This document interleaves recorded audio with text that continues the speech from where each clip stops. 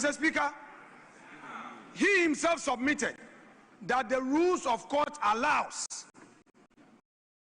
for extension of time application to be made. The question we ask is that why didn't the Attorney General, considering the enormity of this matter, act with alacrity? Mr. Speaker, the question that begs for an answer is that for all these periods, if justice was really meant to be done, why didn't the Attorney General file a defense? He is now saying that we shouldn't worry, and that if there is any positive outcome, the president will be bound by it. But we are interested in the process. The minority in this House is interested in the process, and it is contending that his actions amount to bad faith and denying. We maintain our opposition to this nomination, and we reject same, and we are going to demand a secret ballot to reject this. We are going to demand a secret ballot to vote, to let Hansard record our opposition. Mr. Speaker, we know that there are members who have their own views and would want to exercise their right when there's secret ballot. We, the minority, are going to invoke that so that we take a secret ballot to register our dissent on this matter. July 24th, 2012, Justice Theodora Wood was nominated, approved by this House, and appointed a Chief Justice. 2013, January,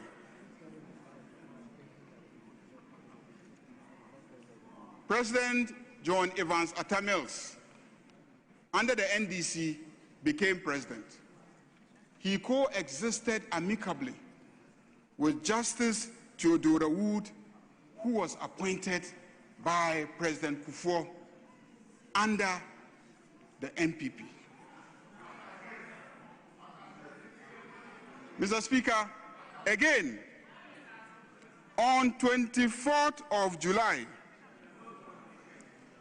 2012, when we lost the president, John Dramani Mahama took over as the president, and he coexisted amicably with Justice Theodora Wood, who was appointed by President Kufuor, an NPP president. What is my point? My point is simple, that the NDC under President Atta Mills and under the current president, John Dramani Mahama, has coexisted peacefully with a Chief Justice appointed by the NPP. So, Mr. Speaker, let me conclude by saying that my colleagues have already argued and given reasons why we should approve the nomination to the post of Chief Justice, because essentially he qualifies under Article 1284 of the Constitution, has been a judge for 30 years, overly qualified, has been a Supreme Court judge for more than a decade and a half, and is now acting as the Chief Justice. Mr. Speaker, without saying more, I will just say that put the question and we will vote. Thank you, Mr. Speaker. Yeah. Honorable members, the motion has accordingly been adopted.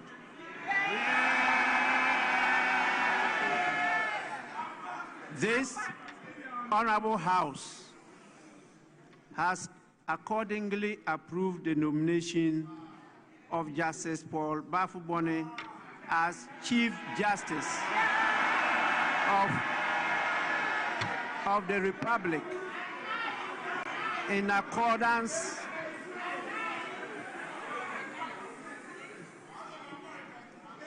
accordance with Article 114, Clause 1 of the 1992 Constitution, respectively.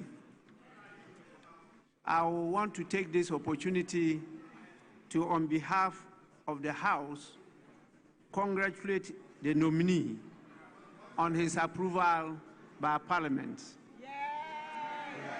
I urge the nominee to take all what has happened right up from the day of the nomination up to his approval, I should say prior approval by Parliament, into consideration in his tenure of office. Once again, congratulations. Our growth is now powered by domestic production. Mr. Speaker, the service sector remains the heartbeat of recovery, surging 8.8%, with ICT up 17.2%, finance and insurance up 9.5%, and education up 14.9%. Agriculture, the backbone of stability, also grew by 6%, doubling that of last year. Mr. Speaker, cocoa rebound from a sharp 21.4%, contracting to 2.8% growth. About 10.4 billion Ghana cedis in claims were rejected. Mr. Speaker, due to duplications, recycled IPCs, inflated invoices, falsified stores receipts advice, and instances of no work but demanding money. Right Honorable Speaker, out of the rejected amount, about 1 billion Ghana cedis, comprising BTAs, bank transfer advices, that had already been processed by the Ministry of Finance. Speaker, I'll give an update on sovereign credit ratings. Right Honorable Speaker, all three major international rating agencies have upgraded Ghana's, affirming new faith in our macroeconomic management. In June 2025, Fitch lifted Ghana from restricted default to B-. Again, Moody's in October upgraded Ghana to CAA1. And Mr. Speaker, in November, a couple of weeks ago, S&P also upgraded Ghana to B-/B. The Speaker, together, these upgrades marks a global vote of confidence. Ghana is once again credible, stable, and open for business. Mr.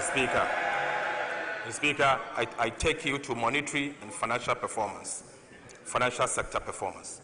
Right Honorable Speaker, monetary policy in 2025 stayed tight but effective, thanks to prudent management by the central bank and the governor. The Speaker, the Bank of Ghana cut broad money growth to 16.6% and base money to 4.5%, sterilizing 55 billion Ghana cedis to stabilize the cedi and lock in the lowest inflation in 4 years. Right Honorable Speaker, Ghana's external sector remained strong in 2025.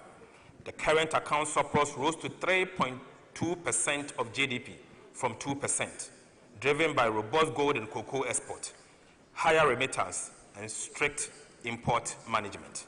Mr. Speaker, a $2.1 billion United States dollar trade surplus and growth in non-traditional exports showed a more diversified economy.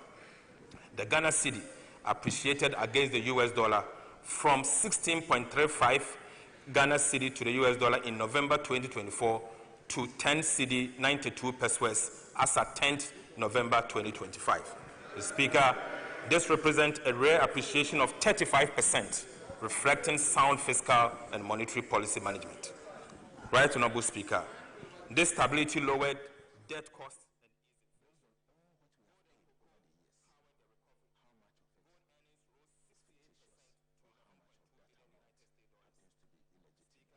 Usual host here on the program due to some instance, but I promise to bring nothing but the best of conversation here this morning. Well detailed, fact, research proper conversations here this morning on the show, and I'll be happy and we're getting ready to be joined by some other members from the NDC, from the MPP, from the United Party for an all-round conversation.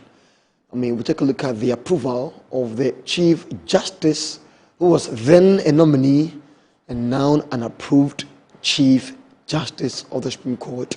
The person of His Lordship, Chief Justice Paul Baffour Boni, who was approved in the House of Parliament just on Thursday, before the Finance Minister, Dr. Kisela Tobman-Forson, also came to the House with the budget statement for the year 2026, with a number of issues in there. I mean, the abolishment of the COVID levy, an amount of 400 million Ghana cedi released for some projects, mini stadia to be constructed in some regions in the country, a number of things there. I mean, a number of some members of the MPP are even praising him for a good work done.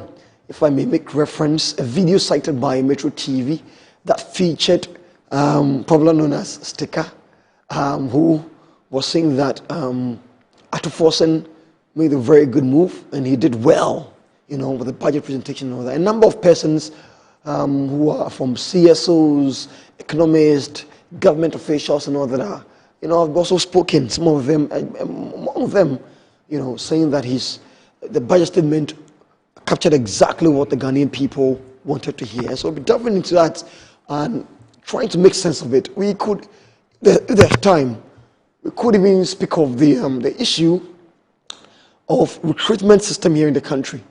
Even though that we've been told that there's some new update concerning the recruitment of personnel for the Ghana Police Service, the Ghana Fire Service, the Ghana Prison Service, and the rest of them, following the incident that took place at the Elwak Sports Stadium, leaving 6 female potential, Ghana Armed Forces persons who were at Elwak Sports Stadium seeking admission or seeking to be admitted into the service, lost their life due to a stampede that occurred there. A number of issues have been raised from why it happened and what could have been done to prevent what exactly happened there. Sad.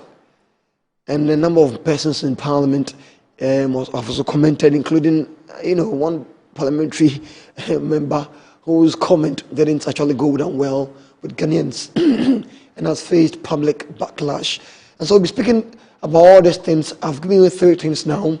1, the approval of the new Chief Justice, His Lordship Baffour Boni, and also the budget statement read in Parliament by the Finance Minister, Dr. Kisela Tobman-Forson, and also a stampede at Elwak Sports Stadium here in Accra during the recruitment process that was organized by the Ghana Military Service. And so we bring you all of that here on the show today, and a number of issues as well. So don't you go anywhere. Stay with us here on Inside Pages, your #1 news review show here on Metro TV, every single Saturday from 8 a.m. to 10 a.m. We are live and very active across all social media platforms, on Facebook, on YouTube at Metro TV Ghana, on X and on Instagram at Metro TV GH, on DSTV channel 277. We are very live and loud on your dial, your radio, 94.1 FM. 94.1 FM. So tune in if you are living in your house and you can't watch us on TV again. Just tune into that radio and listen to us so you don't miss any conversation here at all. So just tune in and listen. And also follow us, like, share. Let's have a good show here today. Don't you go nowhere. Let's go for a very quick time. When I come back, my guest will be introduced. Hopefully, the conversations will begin. So stay with us here on the show and we'll be back. Chia winning Nara, me ding edge baby dapa, me dear sonko cran ebremo. Now the 20 animal would be an egg, Japan, me de bremo. And no, any summer spices in here, and we well no bebreo, various flavors, Ubenya a yako, Ubenya nemchi, we do good jollof woman and we get dead, Ubenya ye do quam, we do for you, hot nako pibito, na Emma with Gianni, and yet dead. When you mean ya, young con your cocoa now for acre. Down your communication to the all enjoy Uduba, that some spices. What in the essence, no fight. Samu spices in a BTA daddy so say. Samu spices. Mun Samu. Samu spices. Nyama chicken. Samu spices. Nsaka in Kitwa, mixture 10 grams, your chicken, spaghetti, garlic and ginger, stew, and jollof, and the flavors Alpha Bebre. Samu spices, Yensaka. FDAJ Jadien Kratoyatum. Wabedum, Tamaso. Hey, J. Watch it, na learning.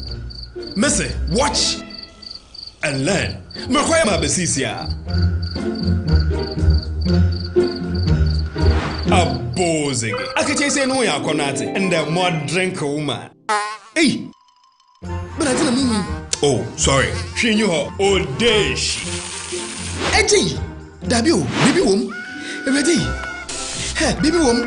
Ah, Eddie. I'll cause some discomfort. Ah.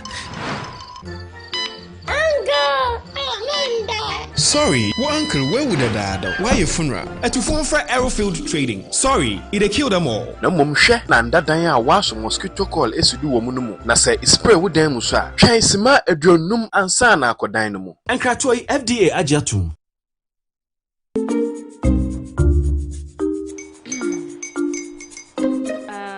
Kwame and his uncle are almost here. Wait a minute. This one too, your friend Kwame. Wait, Kwame. As in the same Kwame again? Yes, mommy. I'm the second coming. Into all this tension just to reintroduce that broke boy from Kaswa. Why would you deceive the family like this again? Now I understand the whole delay. Troll from Kaswa, dear. Why wouldn't he be late? Or be late, of course.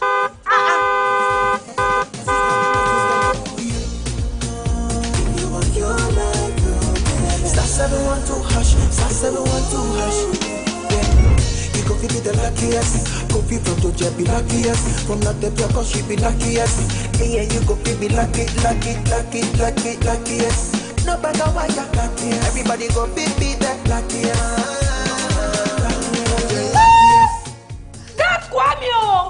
Send your God up boom. If you put it toy, so would the coming of the Son of Man be. Is that his car? Ha! Even now, your shadow the way designer. I use my own mouth to reject him. Oh, this is my mouth. Look at that. Kwame, my son. Now, tell me the truth. How did this all happen? Oh, mommy, simple delation. Mr. Good Luck no check me way. Yeah, man. Easy car. Or dial star 712 hash. The devil is a liar. He picked his ticket and entered his lucky 5-digit number. How much birthday? Oh, how romantic! And he followed the prompt. Yes, and then boom, confirmation test. One quick, pick 5 numbers for me, okay? I'm feeling like 7. Dial star 712 hash. Choose your ticket. Enter your lucky number. Follow the prompt and let destiny handle the You see how they love you now? Yo, do you have family payment? Before December, may release a motivational album. Patapa, my super.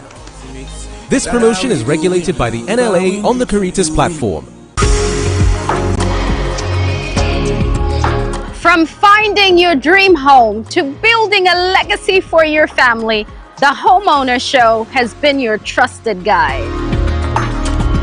How sure are you what you're getting is the right land? And it has to do with searches, land commission, checking social planning authority, checking everything to make sure that what you are buying is not a problem or a challenge prone transaction.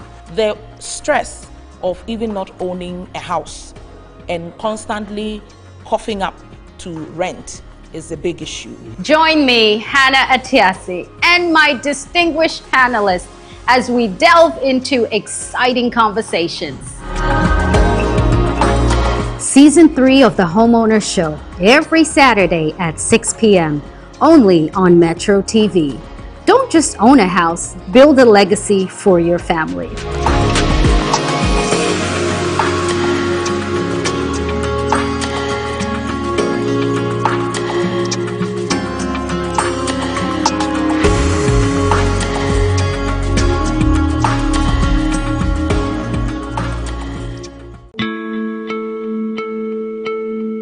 West Africa's soil yields global treasures: cocoa, cashew, shea, and cotton. They power industries across the world. Yet for our region, the greatest value still slips away, exported raw, taking with it jobs, industries, and the promise of shared prosperity. The real question is no longer what we produce, but who captures the final reward. True prosperity lies in the value we add right here at home. That's why the 4th edition of the EBIT President's Roundtable will gather the architects of Africa's prosperity and Africa's transformation to answer one defining question: how do we finance the journey from the farm to the port? Join Dr. George Ejikum Donkor and some leading experts as EBIT leads a high-level dialogue to unlock financing, empower local industries, and turn West Africa's raw potential into industrial power. Be part of the conversation redefining our economic future, live on Metro TV, DSTV Channel 277, and EBIT platforms on November 24, 2025 at 11 a.m. EBIT President's Roundtable 2025, from the farm to the court, financing the value chains of West Africa's cash crops. My name is Anita Erskine, and it will be an honor to host you.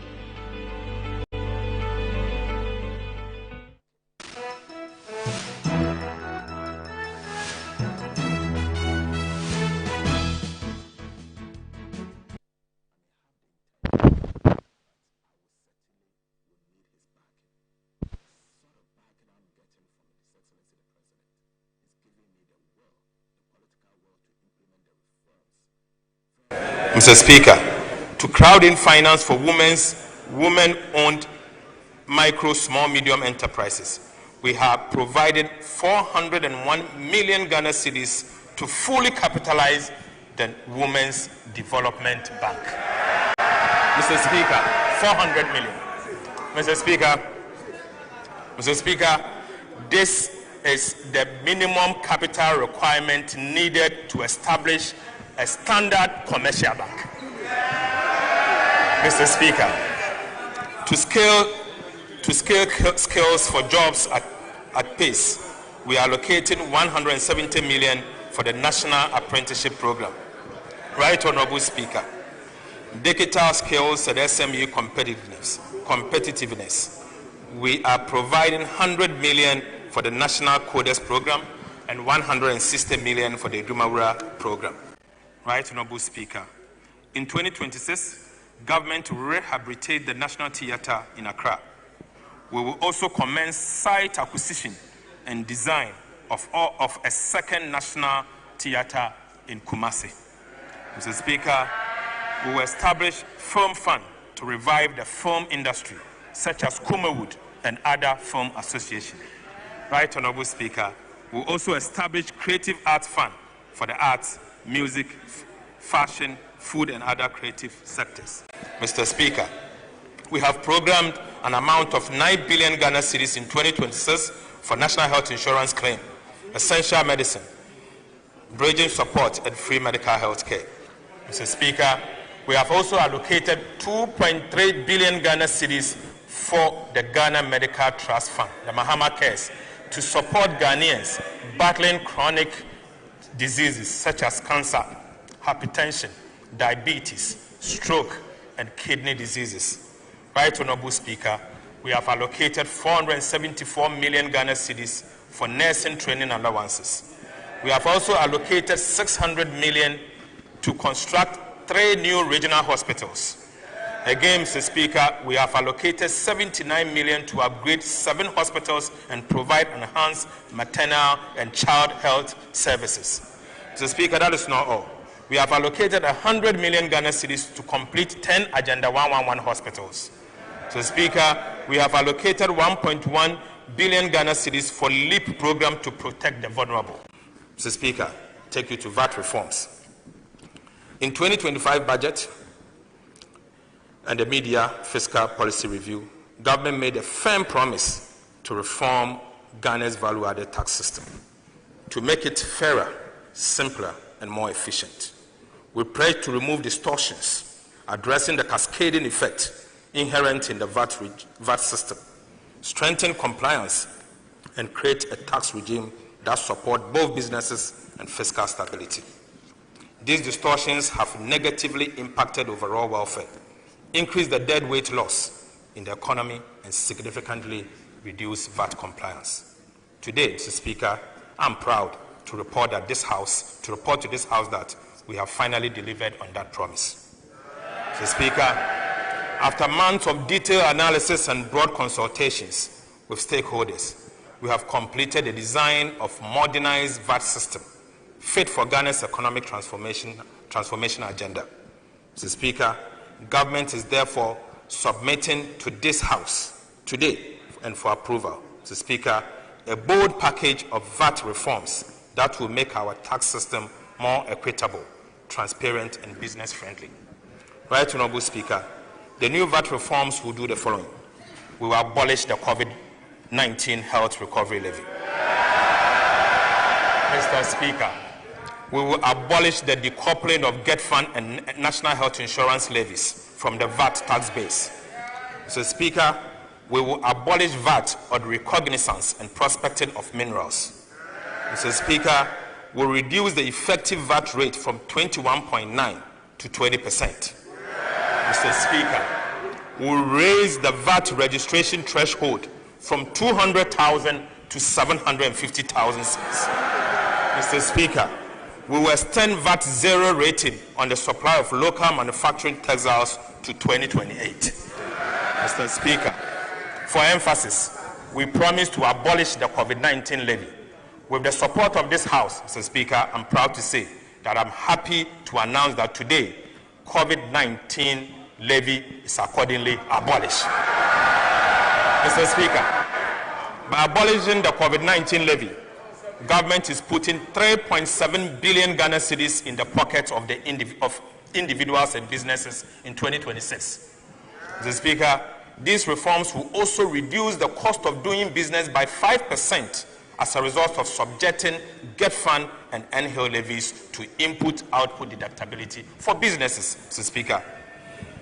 Altogether, the VAT reforms is expecting to give back nearly 6 billion Ghana cedis to businesses and households. We'll give it to you. 6 billion cedis, Mr. Speaker. Right, Honorable Speaker, the VAT registration threshold has declined in real terms from 200,000 Ghana cedis in 2015 to approximately 48,000 Ghana cedis in current values. Mr. Speaker, this means that small and micro businesses that were exempted in 2015 from VAT registration are now compelled to register and charge VAT. This has placed an undue burden on small and micro businesses and also increased the cost of administering VAT. Right, Honorable Speaker, the increase in VAT threshold is expected to address this problem and make VAT administration simpler and easier to implement. So, Speaker, VAT on mineral exploration and reconnaissance has led to very little investment in minerals exploration over the past 2 decades. So, Speaker, abolishing VAT on minerals exploration and reconnaissance will revive investor confidence, stimulate greenfield activities, and ensure the long-term sustainability of the country's mining sector. Right, Honorable Speaker, this measure will promote responsible mining and help to mitigate the hazard mineral prospecting that degrades our forests and water bodies. So, Speaker, to support the domestic textiles industry, government zero-rated a VAT on supply of local manufactured textiles, which is due to end in December 2025. Government is resolute in supporting the domestic textiles industry, which has demonstrated a capability to expand when given the appropriate fiscal incentives. Mr. Speaker, in line with this and the Ghana Textiles and Garment Policy, government has decided to extend the zero rating to end December 2028, protecting over 2,000 direct jobs. Mr. Speaker, the VAT reforms will make Ghana a more business-friendly economy, create the opportunity for businesses and expansion, and to create more jobs. Mr. Speaker, we are not only seeking to change the policy and framework around VAT, we are also deploying electronic and digital solution to improve VAT administration. Speaker, the measures proposed will include the following: the introduction of digital solutions to tax collection system.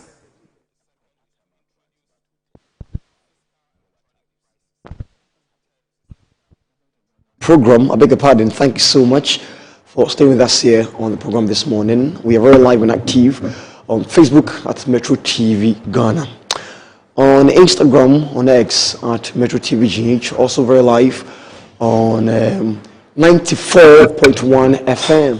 Like Maurice says all the time, we don't have a name yet, but we are still live. So go on there, just tune in 94.1 and listen to us. You can also join the conversation, by sending your messages via all our social media platforms, and we will make sure to read them out for you and also share your contribution with the rest of the panel in here. So you are not just a viewer, you are part of the panel from wherever you are, as you're also going to be contributing here today. And so thank you so much for joining us. And let me begin by introducing my guest here on the show this morning. Nana Yao Sapon is Deputy General Secretary for United Party. Nana Yao Sapon is Deputy General Secretary for United Party. And Theophilus Jimega Jr. is lawyer, engineer, and member of the NDC communications team. Theophilus Jimega Jr., lawyer, engineer, and member of NDC communications team. And also Charles Cromwell Nana Benin Onyawonto Bisiu. I mean, that's a once he joins us here, I'll have me help me, explain some of the names, because some of them I've never heard before. But then Charles Cromwell Nana Benin Onyawonto Bisiu is also a communications team member of the MPP and a campaign administrator for Team Kennedy Japan, going into the MPP presidential candidacy competition camp January 31 to 26, and he's leading the campaign team administrator for Kennedy Japan. Also been joined by Honorable Battaglia, also a member of Parliament, joining me for that. I mean, we're probably just leaving here because of, first of all, I know that the NDC are by now preparing themselves for the debate in the House when they resume sitting. And so let's try and steal some information from him as well. What exactly are they trying to, cook as they go into next week? And he's representative of Salaga East and joining us here as well this morning. But for now, I have a few of them here with me. I'm Nana Yao Sapon, Theophilus Jimega Jr., and Honorable Battaglia. Good morning to you, gentlemen. Good morning. Thank you so much for joining us. Good morning. One person is losing the combination. Yes, seriously. If I say the combination. Yes. All of us have the hats. Yes, and he doesn't have the hat. I really wasn't expecting it. When he entered, it was like, I've left my hat in the car. Yes. So you have to go back and get it. I should have sent you the memo, but I didn't. Quite recently, somebody sent me the person had been monitoring me and asked where I've been getting my smoke. And I was surprised, and I said, I asked why. He says he's been monitoring me for 2 weeks and I have not repeated a smoke. Wow. And I said, I am a Northerner. Of course. I've been born and raised in the North for so many years. It's one, aside the kente cloth as an Ashanti man, the other common clothes you would find in my closet are smokes. Wow. But it complements what we have, absolutely. So it's good. All promoting our tradition. Maybe you will bring yours next week. No, next week I will bring him back. Brad didn't orientate me well, so I've just been ambushed to appear here. I've been ambushed. Yeah. To deal with it. Yes. All good. Right, thank you. I'm not a Northerner, but I really like it. So I'm not a Northerner myself too. So I just probably we should be bringing me more of this hats. Yes. You're also Onowe. Oh my goodness. Yes. That is the beauty of Ghana's culture. Yes. And I tell people that is why it's going to be difficult for there to be ever a continuous conflict in Ghana. Though we do not play or downplay the existing peace that we are enjoying, and we do not take that for granted by the grace of God. But I think that our orientation as a people haven't been able to have intercultural relationships, haven't been able to go through the boarding school system and intermarriages. And Honorable, I know probably before he settled, he shot some shots beyond the Volta region. I've not asked you to comment on it, though. I won't actually comment on it. I will not comment on it. Thank you so much once again for joining us here for this conversation. Let's begin quickly. Let me begin with you. Since I know that the NDC even is meeting this morning, it's a very caucus meeting, but try and give us an inside information. What exactly is the conversation about this morning concerning the budget from Kisa? No, it's not a caucus meeting. When I say caucus, it's a caucus of the whole, I must say, because it's like a parliament giving us orientation or workshop, right? As to the budget presented by the finance minister. At least we should be brought to speed, so we can understand the dictates to be able to debate effectively, maybe starting from next week. So it is a parliamentary workshop on budget training. That is what we are coming to do at Alisa this morning. Oh, so it's not just the NDC? No, it's not the NDC. It's parliament. Both of them. That's interesting. We are all there to, at least we will go through the thematic areas so that you understand the figures, understand the reasoning, and understand many other things why the budget is what it is, and the relief is bringing to Ghanaians. So we are here to learn and to be able to debate effectively in the House of Parliament here. Right. Let me kindly also take your initial remarks, Esquire, if I may. First of all, the NDC as a political party, what exactly do you make of the presentation, especially the content of what was read in the House? Good morning to your viewers, as we always do, and good morning to the viewers from my very good, nice Hohwe constituency. And good morning to my brothers here. Honorable, good morning. Pleasure to have you and to be with you. Yes, I think that without mincing words, we have had another budget where biblical quotations have not interspersed what we heard. We had another budget where real issues are discussed. We have budget where we have moved from promise to delivery. We have real budget where the future looks good. We have budget where I would say that for the first time we are mopping up the excesses and the leakages in our system. I don't know whether you saw somebody posted that NDC government needs to be investigated by IOCO because they can't understand where the money is coming from. And you saw the response. Yes. The person said maybe they are mutual betting low key. Is that the case? No. So because everybody is wondering how come that money is being found these days, and previously there was no money being found. What is happening? And so I think that this budget is not just budget of hope, budget of aspiration, but budget of delivery. So those of us in NDC think we are so happy. We feel that solid thing has been presented to us. Great. And let me also say that we've also been joined here by Child, Cromwell, Nana Benyin, Onia, Unto, BCU. That's 1, 2, 3, 4, 5. Okay. When I introduce him finally, the Onia Unto, I want to understand what exactly it means. But then, until then, we go back to him. So thanks so much for joining us. I'll come to you for a quick remarks. So let's start a proper conversation. I mean, budget has been read, and in as much as the NDC say Ato is forcing, the NPP says Ato is failing. I mean, we all had a chant in the House after it was done reading the statement where, many cards were raised by the NPP saying it's Galamsey budgets, saying it's not going to help the country and all that. But in all of this, in all of this, we've all seen what exactly the statement was about. So if I should begin with Nanayao, from the perspective of the people of United Party, are you satisfied? Because I saw, if I stand to be corrected, because I saw a statement, posted by Hopes Nadoye. Okay.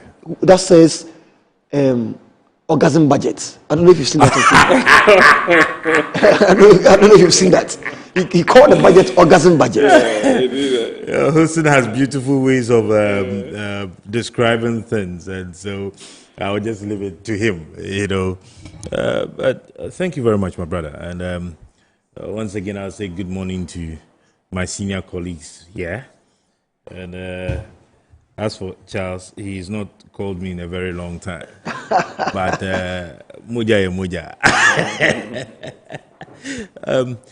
You see, I haven't asked about the budget.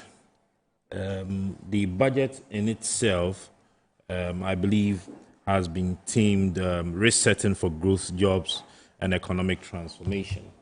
And one thing I would want to put on record is that I personally, I enjoyed the confidence, the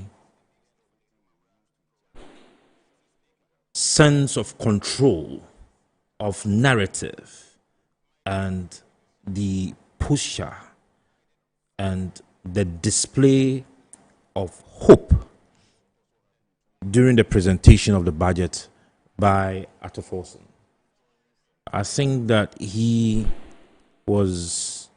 demonstrated some characteristics that seem to have suggested that indeed he was in charge of the finances of this country, and that he had been given the blessings of his boss, the president, to take very strategic and dynamic decisions with his team.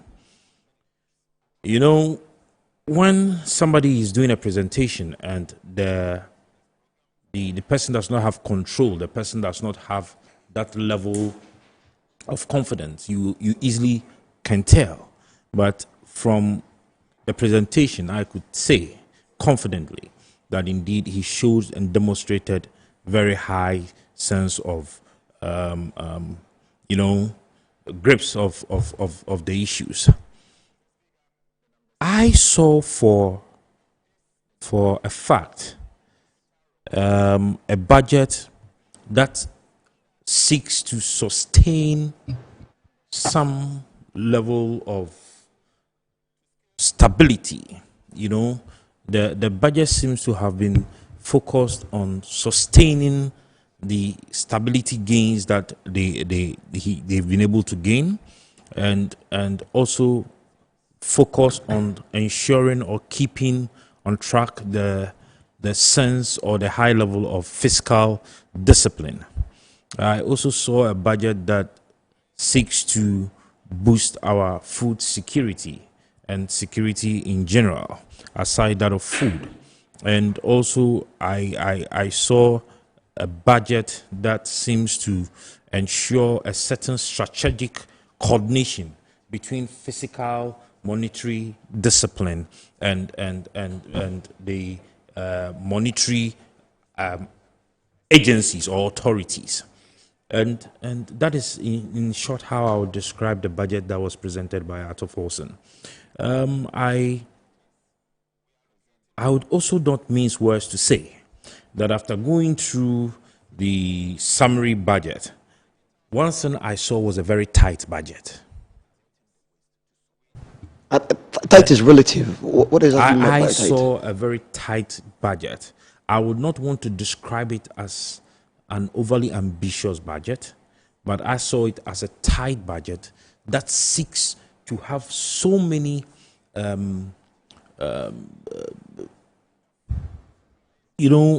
so many objectives to achieve. Okay, it's like the budget, I saw a very tight budget that we would need extra seatbelts, for lack of a better expression, to be able to walk through it.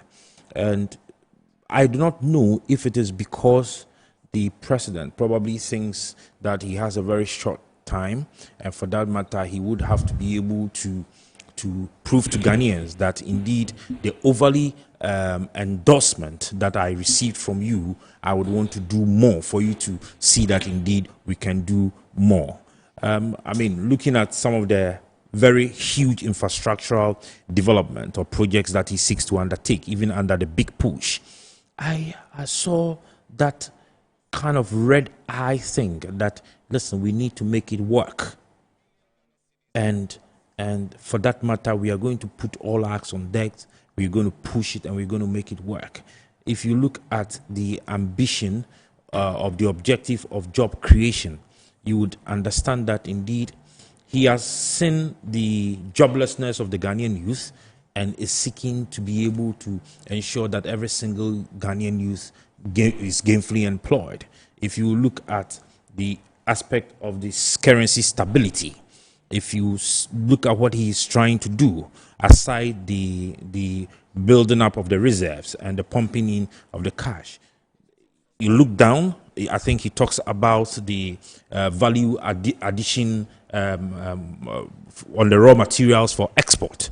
And if you look at what he wants to do there under oil palm and under other products, agri products, you notice that this is an ambitious budget. But the overall, I think they have achieved a lot and should be commended for the good works they have done. I personally would want to say congratulations to Arthur Forson. He has done well.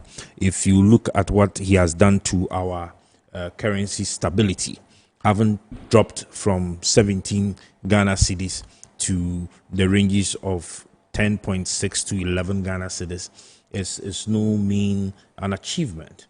I have heard my own brother, Amin Adams Anta, the former Minister for Finance, say that if they were in power, they would have dropped to a single digit of 8.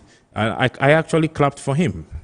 And I clapped for him because maybe he could have achieved, but he never got the support of his president. He never got the support of the spending authorities around him to be able to enable him have that physical discipline to be able to achieve this. This doesn't just come by means of policy. It also comes by means of discipline. And so maybe he, in his books, in his mind, he could have achieved, but he never had that support. And that is very key. And that is something that Arthur Forson is also receiving. If you look at what is happening in terms of the banking sector, having control of the banking sector, and that brings in the governor of the Bank of Ghana. You understand me? If you look at what is happening to the T-bills, having reduced the ratings from a double digit to the current state in which it is, I think it's in the tens now, making savings unattractive. You understand me? So it means that when you even have money, you are forced to put it into production, or you are forced to put it into business rather than saving it, because, I mean, borrowing is no longer attractive to the government at that rate. Haven't been bold enough to reduce or bring down business loans from where it was between the rates of 35 to 40% to its current state within the 20s. 20, I think, is reading now 24 to 26 or so. And even having that ambition within this current budget to reduce it to as low as 15 and further to a single digit is no joke. And this means that they are really pushing to create that enabling environment. And they have demonstrated it by the abolishment of the COVID-19. We had stated from the Movement for Change, if you had read, I refer to Movement for Change because that was what we presented for election 2024. And United Party, if you look into our great transformational plan, where we talked about lower taxes and duties, we had talked about that miscalculation of the VAT, where it seems to be going through a compounded calculation. He has been able to deal with it. We talked about the abolishment of the COVID-19 health recovery levy. He has been bold enough to take it off. One thing I want to see, which they've mentioned but I have not seen it yet being acted on is the reintroduction of our road tolls, to be able to generate money or revenue for the maintenance and the reconstructions of these our roads. I would also want them to take a very bold step, though probably not in this budget, but you see when it talks about the big push and the roads infrastructure, I would want them to take that bold step, which we had stated in our great transformational plan, to privatize these express routes that he's talking about, so that we would have private sector investment into this infrastructure. If you go to other jurisdictions, of course, and even airports are owned by private individuals, we cannot put all the burden on government. If every single burden of expenditure is coming on government, it means that their plate will be full, and that is where they will not be able to act. Because I have heard commentators talk about the fact that the Accra-Kumasi Express route that he's talking about to be able to be completed within 3 years. All right. People comment that it is not possible. Why are they saying it is not possible? Because they think that government will be overburdened with expenditure, that it will not have money to be able to pay. In as much as he has stated that the money would be there, and once the work begins, I think I overheard him say 30 days after you have submitted the certifications, also they would pay. But people are in doubt. And I will not blame them. Why? Because everything seems to be on government. If we are able to be bold enough to open up the investment packages for infrastructure and attract private investors into some of these things, I think that it will reduce the burden, and that is what is going to help us move on. Charles, vice you into the conversation, and thank you so much for joining us. You're welcome. I was going to ask you first of all. Okay. Onuya won't is Onuya won't. You can't buy your sibling. Onuya won't. You cannot buy a sibling. Okay. Onuya won't. Like Liverpool, I would never walk alone. We are together now. Oh. He said I was the odd one here, so now we don't have the hand. Now you have a counterpart. And I love the yellow in his It's actually yellow and black. Yes. Yellow and black. And even the design is like a butterfly. And still got a blue in there. I've not said anything about blue. So the little yellow means that you come back. Even the design is like a butterfly. You see? A quick one. How is Ken's come doing? Just about. Okay, thank you. Good morning to your listeners. Yes, the campaign is going well. Either to, I think, 2023, we were in government then. So most of the supporters were on the other side. Some were actually coerced, some were actually under pressure. But now what it is that it is a level playing field. So most people are being able to express their own views. But for me, he started his tour. We've done the northern regions, the Bono regions, Volta region. He's in the eastern region now. And I know that it's going well. Right. We are just not complacent, but we're confident. Right. Thank you so much for joining us here this morning. Now, a quick one. Former Finance Minister, Dr. Mohamed Amin Adams, he describes the budget statement read by Kisalato Forson as empty. I'm actually quoting the words, so I don't miss them. He says it's empty, it's hopeless, and jobless. Empty, hopeless, and jobless. Yeah. Is that the entire stand of the NPP, or just probably the minority in Parliament? No, I agree with him. I mean, the minority came up with a press statement on what the reflection of the budget that came out. For me, I think from what Ato Forson read, normally within the first year of a government, I shudder to criticize because the manifesto that they came out with, first of all, you need to give them time to settle in. I think we actually came up with the first budget, our last budget in November 2024.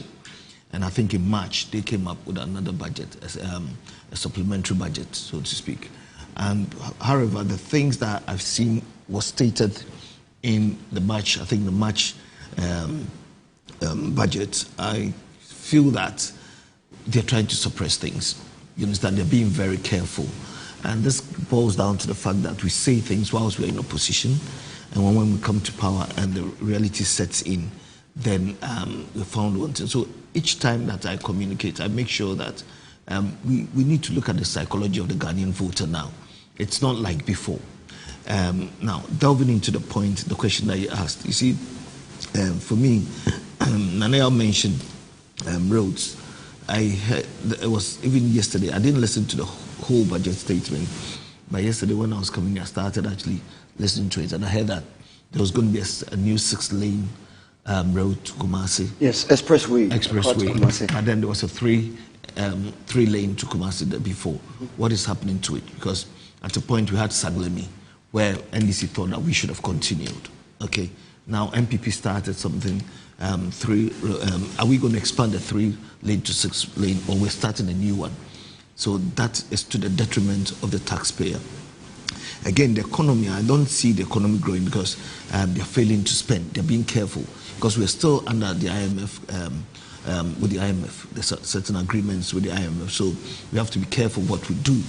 But then I would have thought that whilst you're doing that, if we're talking about economic discipline, then whilst you're actually being careful and being prudent in actually cutting costs in certain areas, you need to spend for the economy to grow. But the economy is now stagnated, which is going in the long run going to affect us in the sense that the projects and programs that they said they were going to implement. It was recently that they spoke of ahead of the Nkokon Kite, which is, I mean, I know it will inure to the benefit of the country if we do it well. Because, but then the big push, I think the monies are allocated for that. Have we actually spent all that? I mean, injected cash. Contractors have not been paid. You see, and so all these things, I think that they are being smart in the sense that we don't have to spend too much, because if they spend normally, then inflation is going to shoot up. But and they will aside being smart, what is the feasibility of the budget itself? No, you see, the budget, once you come up with the budget, it goes into the appropriation stage, right? And then it is approved. Am I right? And then you implement that. So that's what I'm talking about, the March one. That what if it was said in March, the big push, the first quarter, how much they were going to spend, I think it was 1.1 billion, and it was 3.6 billion out there or something like that. I haven't got the figure, right? And then they spoke about the big push, how much, 11 billion, 3.6 billion is gone in there. So we are getting to we're in November now. So you haven't actually done that. You understand? So I'm actually dwelling on the March budget, which has gone through the appropriation stage and being approved, which then gets to the implementation stage. But they haven't achieved that because they are trying to be disciplined within the economy. But that's rather indiscipline, because indiscipline in the economic sense doesn't mean you not spending alone or doing things that you think are right. Spending is part of the discipline within the economy so that the economy will grow. So I think that the economy is stagnated now. And again, I said that in the first year, sometimes it is difficult for me to criticize the government because the budget was actually read out in March. But then you can see loopholes in there. For example, the gold board, monies were going to be allocated to them, right? But then the government hasn't given them all that money. Where is the money coming from? But yet they're buying the gold. So all these things are stuff that we'd have to talk about. But with this budget, they've read it, it looks good, but then there are still holes in there because of what was passed in March. But if I should hold it to you, your last statement, you said it looks good. Yeah, on paper, yes, you'd say I will be doing this, I will be doing that. All these things look good. A 6-lane road is good for Ghana. However, the 3-lane, what is happening to it? Are we going to complete it? So I mentioned Saglemi. When MPP was in power, we said about $200 million, right? And then it went to court. And then we were criticized for not continuing. But we were saying, talking about value for money, and then some money is going somewhere. So if there's a 3-lane that was actually started by the MPP, then you need to explain why it is stalled. But now you're going to do another 6-lane. What is the essence of it? What's the traffic? How many people? And even the 6-lane is going to take about 2 years to do feasibility studies, right? So that will be in 2027. So it's saying that I'm going to do this. So it looks good for you to say you're going to do it. But the implementation is what is important. Again, if you look at, I heard, I think Ato Forson saying that they're going to actually inject 100 million cedis into Agenda 111 hospitals and then build 3 new hospitals. Can we finish with the Agenda 111 before we go into another building 3 new teaching hospitals? Yes, the teaching hospitals are good. We need regional hospitals in each region, you understand? But the timing is important because you have some that is stalled. Why don't you finish with them before you move up skill? So that's what I'm saying, that the things that they've said looks good. I can say anything, but the implementation is what is important. Again, it's the NDC. They'll say fine things, but it would not get to the point. Okay, we are supposed to go for. Can I quickly react to some of these things? I speak for the government. So okay, you can go. I'll come to you. Quick one. Right. Let me help my brother BCU here.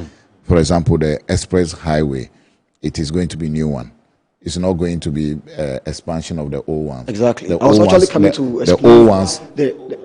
No, for example, let me come to you. For example, the new one might not pass through, let's say, Suhum, and someone is going to Suhum. What happens? The person will still have to go to Suhum. This is called Express. He has just about 4 or 5 nodes. That's all. He mentioned so I can help you. There is Adeso, Ofuanse. Yes. There are only few stops, then you get there. So this is a completely new one. I should be worried because that what happens to the Eastern Corridor section, because Eastern Corridor section would ideally have reduced more time going off. But with the heavy traffic that goes to Kumasi and the top part, this is a welcoming news. Then, Honorable, let me help you here. The Agenda 111 hospital, a lot of them were paid millions of dollars without even mobilization to the site. You come back to that. Okay, so I'll come. Let's just take a very quick break. What? Because if you I'll come back. Oh, no, I'll come back. He left a breakdown. Let's quickly go for a quick break.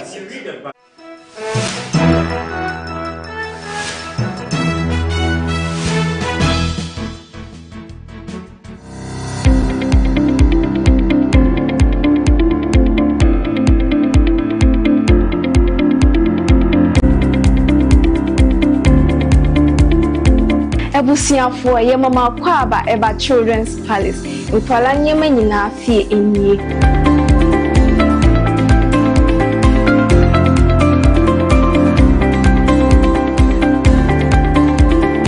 Yonkwala ntade mani mema nyina ntare nyina wase. Yonkwala shoes, yonkwala duane, yonkwala wipes, yonkwala diapers, yonkwala toys, baby coat. In fact, the bibia opama umanyina obenye biwa ase.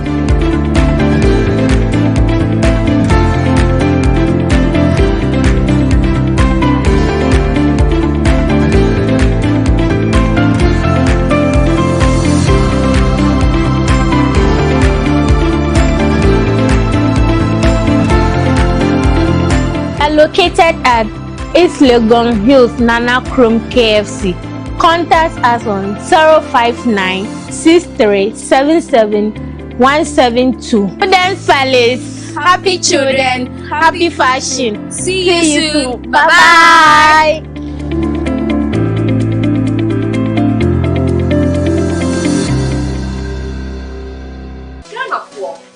Chia woni nara mi din ede baby da pa me dia de sonko kra na ebremo nya ode to aduane mo ama waduane e de pa na me de bremo eno any some spices de e bu wa wo bebre o various flavors ubenya eya akoko ubenya nantwie ye de gu jollof mu ma emu ye de ubenya ye de gu nkwan ye de gu froye mu ho na kope bito na ema waduane enye de unyimi nia ye nkon ye konko tie nyankofo eka.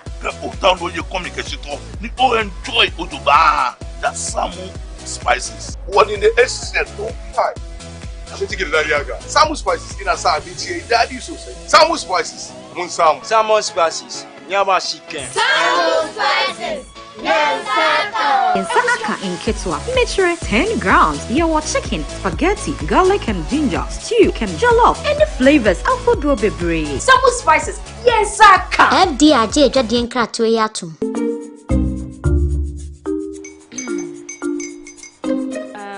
Kwame and his uncle are almost here. Wait a minute. This one too, your friend Kwame. Wait, Kwame. As in the same Kwame again. Yes, mommy. The second coming. Into all this tension just to reintroduce that broke boy from Kaswa. Why would you deceive the family like this again? Now I understand the whole delay. Trotro from Kaswati. Why wouldn't he be late? Obey you later. Of course.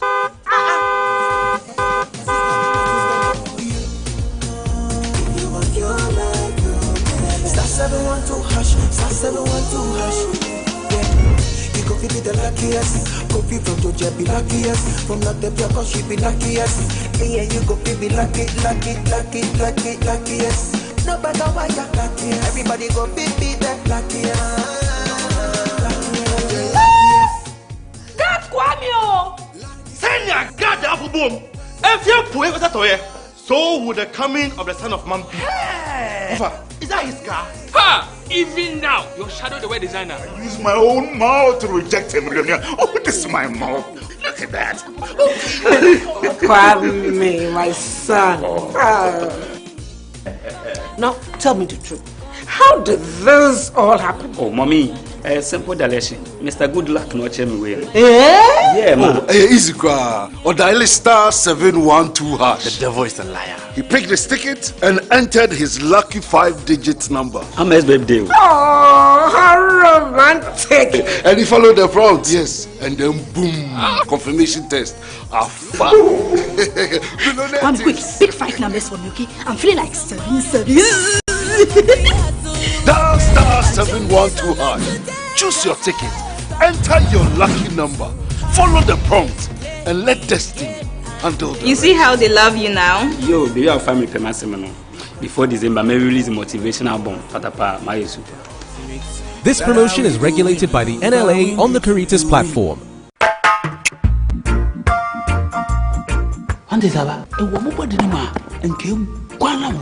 Oh, Jose, and I'm the SMS. Canini Pano, Nasana, Michiana, what me? A drain I didn't quano. Kingdom Garlic Bitters. No, benefit him. Me benefit wine.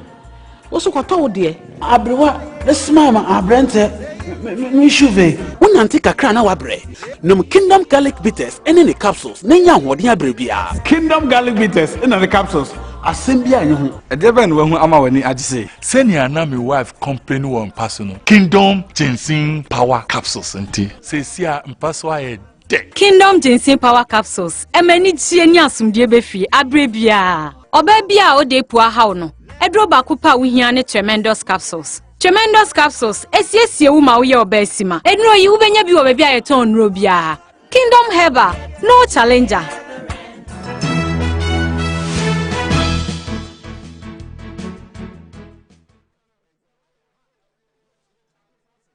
Pages, welcome back to Inside Pages, still live here on DSTV channel 277. We are also across all social media platforms on Facebook and YouTube at Metro TV Ghana, on X, on Instagram at Metro TV GH. Go on there, leave us a message, and we promise to read them out for you. And also very live and loud on Radio Dial 94.1, 94.1.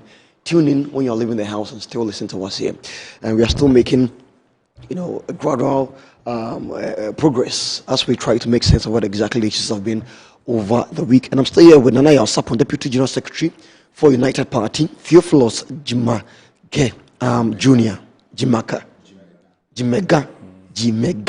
Jr., lawyer, engineer, and member of the NDC communications team, and also Charles Conwell, Nana Benyin on your own top BCU, yes. And who is also communications team member for the NPP, campaign administrator for Team Kennedy Japan, and also Honorable Mohammed Issa Bataglia, who is member of parliament for Salaga East Constituency, Sisala East Constituency, and also joining us here this morning on this program. So thank you so much for tuning in and watching us here. We are grateful.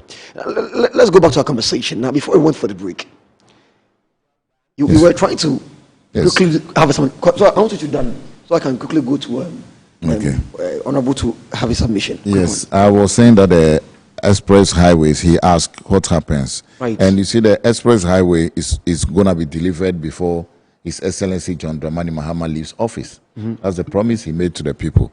So he also asked, will they leave the 3-lane and do new one? Yes, The 3 lane is gone. We are finished with that one. The places that had not been completed, they will be completed. But this is a pure new 6 in, 6 out, and it will cut travel time by half, from 258 to 198.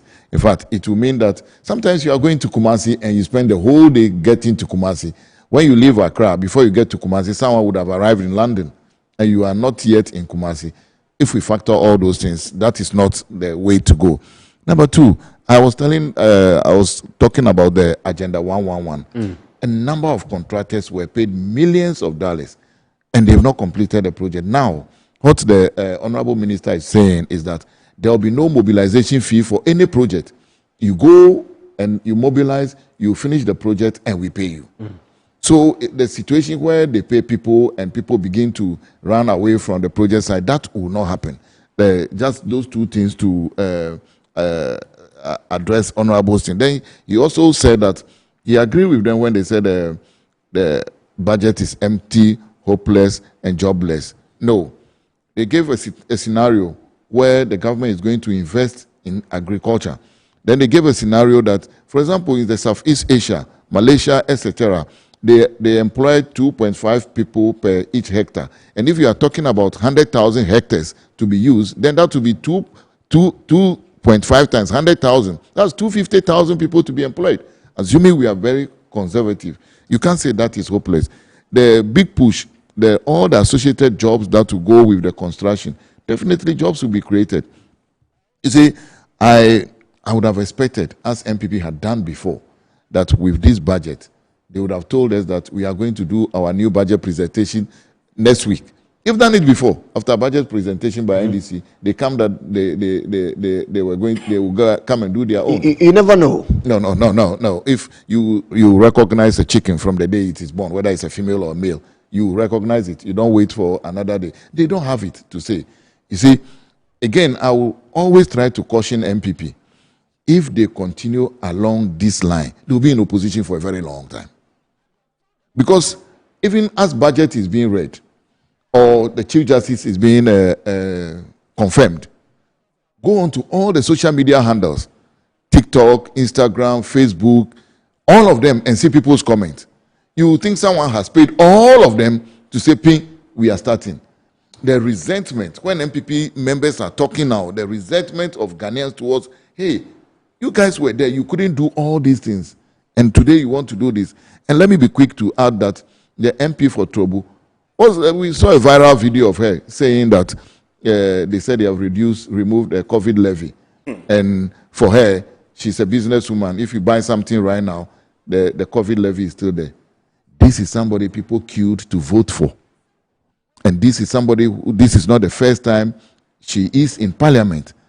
I have never been to parliament. I've tried several times. I've never been to parliament. But I know that after budget is read, there's something called appropriation or something. Yes, appropriation. Yes. Then you go and vote on the things in the budget after the MPs are taken through various... but you have gone too far. The fiscal year has not ended. Yes. And this is a budget even for 2026. You are saying is for 2026. Yes. That's the next fiscal year. So for her to have said that, then back to those who feel that the budget is empty. We have the NDC government has said that COVID levy. We are the only country still paying COVID levy. They use the COVID to hit us left, right to say that COVID and what's the other one? The Ukraine war were the one hitting us. Meanwhile, they were taking COVID levy. And we said that it's enough. Let's remove COVID levy. We said that the VAT in Ghana is all zigzag. Take us a typical receipt and see. You pay taxes, then they will tax you on the taxes. You pay VAT on the taxes. And we say, let's remove that, let's rationalize it. And now the VAT is now at 20%, which will give all businesses 6% more breathing space, if I'll use that expression. Aside that, we have removed things like tax on recce work when you are doing mining exploration and all that. That will boost confidence in the investor to come and invest in those sectors. And we have said that those who are earning or their income is about 200,000 from their businesses, they will not charge VAT. I mean, come on, this budget, is one of hope. And before I lied, let me tease Honorable Small. Honorable, Sisala must rise again. That's a good transition. Let me come to you quickly. Yeah, this is a very positive tease. Which part of Sisala? Is it where they burn the charcoal? No, Sisala East. That's where my good friend Kingsley Canton comes from. Okay. That was his slogan when he was doing the PSC one. Oh, okay, the PSC one. Yeah, we actually worked very closely. He's my bodyguard. Okay. Again the next time. Well. When we get there, we'll cross that bridge. Yeah, we'll cross that bridge. But yes, we deployed Kingsley very well, sure, to help NDC, and he did very well. Yes. Let's come to you now. I mean, Parliament members of Parliament are meeting. I mean, to be educated, like she mentioned. Someone just says, "I don't care. I'm a businesswoman, and whether the finance minister takes off COVID-19 tax or not, I'm still going to implement it." You are going to be educated. What exactly should be the conversation from here going forward? Well, Bright, having given the opportunity now, let me also seize this wonderful platform to extend felicitations to my people, Sisala East, my brothers here on the table, and many other Ghanaians, and also those across the globe who are watching us on your powerful network.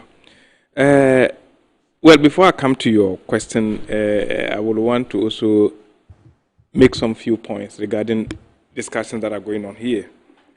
Bright, as a people, we have established a system, and that system gave us a regime of governance. And in that government sector, we've seen different group of people taking over the control of this country at one stage of in time or the other.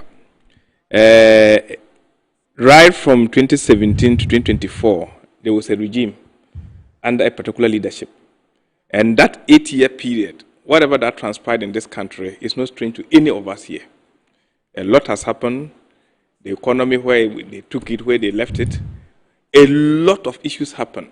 Then fast forward, NDC got the opportunity in 2024, that's the election, to also administer the issues of this country, led by His Excellency John Dramani Mahama. And in January, he's been sworn into power.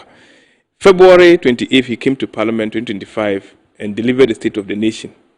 He laid bare where he took this country from, what he intended to do, and actually give assurance to Ghanaians that even though we have been plunged in a horrible abyss, we will fix this mess. Fixing that mess starts from making sure that you get the right people to do the right things. Then, Ato Forson presents to us in March a budget where many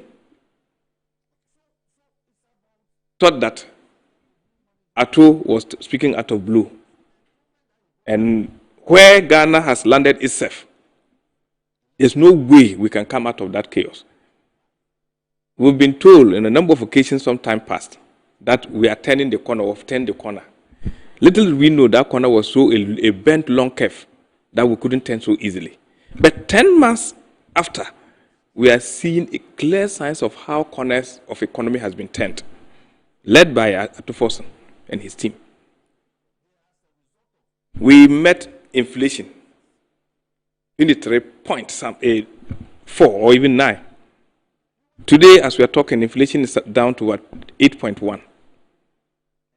Exchange rate brought a very strong freeze, or a cliche in this country, that when fundamentals are weak, the exchange rate will expose you.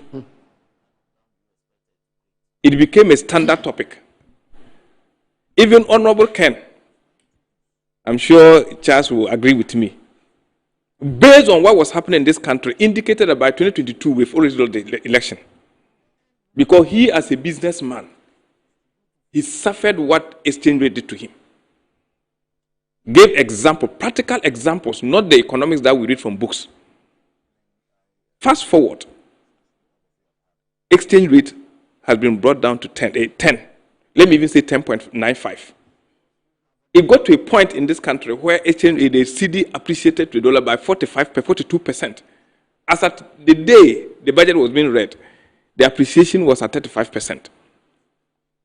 Today, we have the former minister who apologized to Ghanaians after having taken over from Ken Ofori-Atta, that they are really sorry what they did to. Yes, they are really sorry with the pain they inflicted to Ghanaians in the Ghanaian businesses. He apologized. Today, he's saying that if they were there, they would have been bringing it to it. Really? It meant even technically that something good happened. I am sure when President John Dramani Mahama during campaign said that he's going to bring the number of ministers from 126 to 125 to 60, somebody also made it clear that he will bring it to 50 after having pretended over 125. Sometimes we need to move away from this kind of jokes. And I think that what is happening currently in this country, we need to applaud the president, applaud the economic team, and make sure that we encourage them to do more. IMF, I think that when we went to IMF, one of the biggest concerns we were having was that we were not able to manage ourselves or discipline ourselves. So we were bringing IMF to be able to give us technical support, largely. Today, somebody came with that physical discipline. And I like the point my brother made, where you try to create a solid nexus between what monetary policy and fiscal policy. It's very important. A situation where the central banks acts that is in consonance with what? The spending of what the government. And clearly we've seen that. Yes, there have been concerns that the finance minister is not spending, but he did indicate that he spends where it matters and gave figures to indicate that right from no fee stress, we are talking about a nursing training college, we are talking teachers training college, we are talking about disability people, we are talking about even the big push. Big push 2025 budget had 13.895, I think so. 18.989 billion as the money. But what they discovered in the books, if you inherit a liability, that places your indebtedness to 193.4 billion. And at that point alone, you have road sector covering 103 billion as debt. You don't just go paying every certificate given to you. You will have to take time, do the audit, validate, and even that also showcased in the 2026 budget, where it is indicated that when 68.8 billion invoices were presented, the validation only indicated that 47 billion were what were validated. 13 billion could not be traced. So it means that prudence means doing the right thing that will reflect. I am happy. This is not a budget that will encourage to dig a hole that will not be beneficial to Ghanaians. Having said this, politicians will always be politicians. And people choose to get what will give them name, be it positive or negative. Lawyer made a very fantastic point regarding our sister on the other side in the comments she made. Sometimes they lump all of us together thinking that that's the way we all think. But I look at it from politics. And sometimes politics, depending on who you are talking to, you sound so funny. Otherwise, clearly, this is just a measure that is heading towards what? The ensuing year. What do you then expect that as the day of the budget being read, you even having gone through the appropriation, you have not approved anything, then you expect that the taxes should be off? It doesn't really. So I think that is why the Speaker at all times will emphasize that after the budget has been read, they should make time for us to come for a 3-day workshop. And starting from today, this morning, we'll be at Alisa. Everybody is expected to be there. We will have the resource person to come and take you through point by point, so that when you are communicating that, you don't need to be an economist to communicate the budget. Like he keeps saying, even the constitution that we are running with over 30 years, market women helped in that idea. Same way, if you are not an economist or a financial person, you still have the opportunity to learn and be able to communicate rightly. I think that Office of Parliament is a serious office. And once you are representing people, even if they are just 5, you should be able to take them seriously. And whatever you communicate gives a reflection of who you are leading. Right. Let's kindly make a shift from this topic. A quick one. You are really behind time. Quick one, please. Just quickly, so that we clear. Some of the things are in the budget, and until you take your time to go through it, you wouldn't see. Yes. Like the roads that they were talking about. If you read the point or paragraph 514, it says that significant progress has been made on strategic corridors, the Accra-Kumasi dualization is 64% complete. 64% complete. You understand me? It hasn't been touched this year. No. It says that it is 64% complete. But how did we arrive at that? Yes, so of course, my brother, I'm not an engineer. The roads and highways, the roads and highways are the people who are in charge. And if they have not done their monitoring and supervision to the extent they cannot say that there has been some level of completion. And I don't know if you've been on it. Some of us travel only by air. Me, I have been going, 2 weeks ago I was in Sunyani by road. Last week I was in Sunyani by road. You understand me? So we have seen the work that is being done. That doesn't mean that nobody's talking about the fact that the finance minister cannot be questioned. And if you read further, it says that the Eastern Corridor has reached 80% completion in several sections between Dodo Pepesu and Nkwanta Damanko.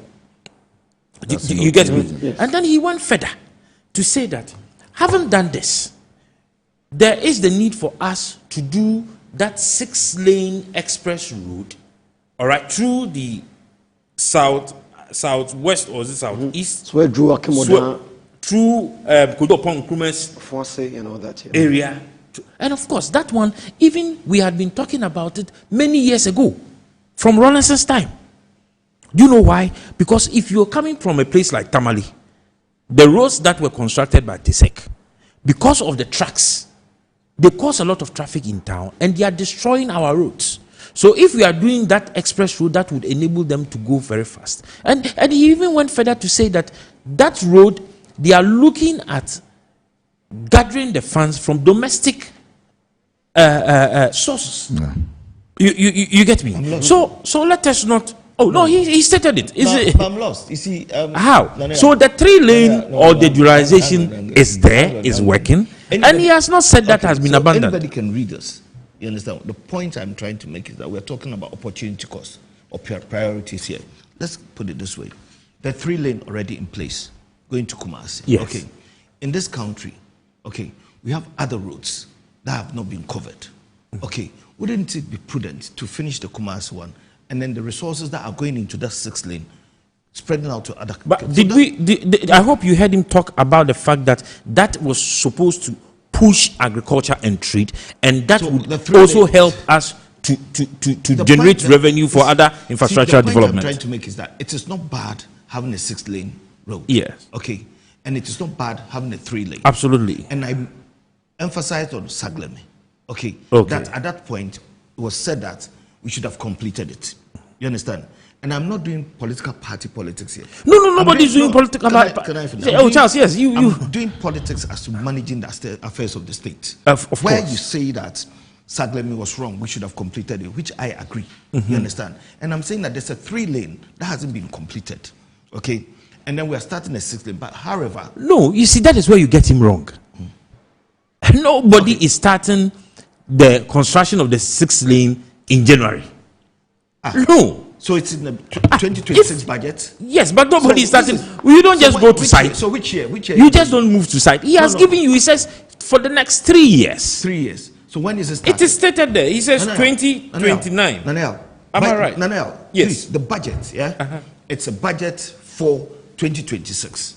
But there are projections into other years. I hope you are aware. You didn't listen to me, Kev. I said everything that was said in March. When I started, I said that I hate to criticize the government within the first year. I made that point. Okay. 2, I said that things that were said, most of the budget was from 2025. For example, the IMF conditionality. Of course. Okay? Yes. About 90% was done by MPP. So I would, if I'm doing political party politics, what I would have said is that NEC should join that. No. What I said was that now, in March, there was a supplementary budget. But however, some of the things in there have not been achieved. You understand? Now, if between March and October or November, the things that were said in March were not achieved, how then we go talk about 2028? This budget here, please wait. This budget goes through the appropriation and then approval, like we all said. We all agree on that, right? So it's for 2026. So I'm looking at things for 2026, and I'm looking to the point where he should have stated. You didn't read that. That he said, no, hang on. You did not read that. He said the 3-lane will be finished in 2020. That should have been captured in the budget. But it's not captured, and we're talking about 6-lane. That's the point I'm trying to make. So what I'm also trying to let you understand is that this budget, just as last year's budget, contained items that projected into 2026 and 2027. This budget also have items that projects into 2027 and 2028 up to 2029, and he has stated, like an example I gave you, the roads he's talking about. I do agree, he gives it up onto 20. So why didn't we talk about this 6-lane you are talking about will repeat itself in the next coming budget? I agree with you. It will definitely, because it's a continuation. A continuation. The next budget, then you come and say that. Charles, but I would prefer this dualization and an extension into 6 lanes than the National Cathedral. No, I'm not. Absolutely. No, let's not. Absolutely. No. We are talking about prudent expenditure. Don't digress. I'm not digressing. I'm just not bring you back. You asked me a question about 6-lane and 3-lane. You know, I don't do this kind of politics. What I'm trying to say is that then that statement there to say that the 3-lane is gotten to a certain point, it should have captured that we finish by May 2026. Then it is clear. But we haven't actually stated that. Needed a specific date. Exactly. But we are talking about a new one. And I reiterated by supporting what I'm saying, that we have Agenda 111 hospitals, 110 of them. You're going to finish, you've injected 100 million into that. Yet you're going to start at regional hospital. I agree to it that all these things, we need them in this country. But there's something called opportunity cost. So this budget here, yes, it looks good. You understand? By all means, if it comes into this country, when we're able to achieve it, I will be happy. But I'm saying that even when I started, I said that we're not growing. The IMF conditionalities and all that. I mentioned that taxation, increasing of taxes, but there are no proper support for businesses and all that. All these things are there. But I am saying that I'm not going to be critical in the first year. You understand? So the point I'm trying to make is that that road, yes, it is good. 6-lane, it is good. But you only do that when you have abundance, where we have other areas where equally they can have roads and all that. So we have a 3-lane going to Kumasi and a 6-lane. If you put it on, an opportunity cost, I think that it is not prudent, because we should finish the 3 lanes first. The 3-lane, how long has it taken?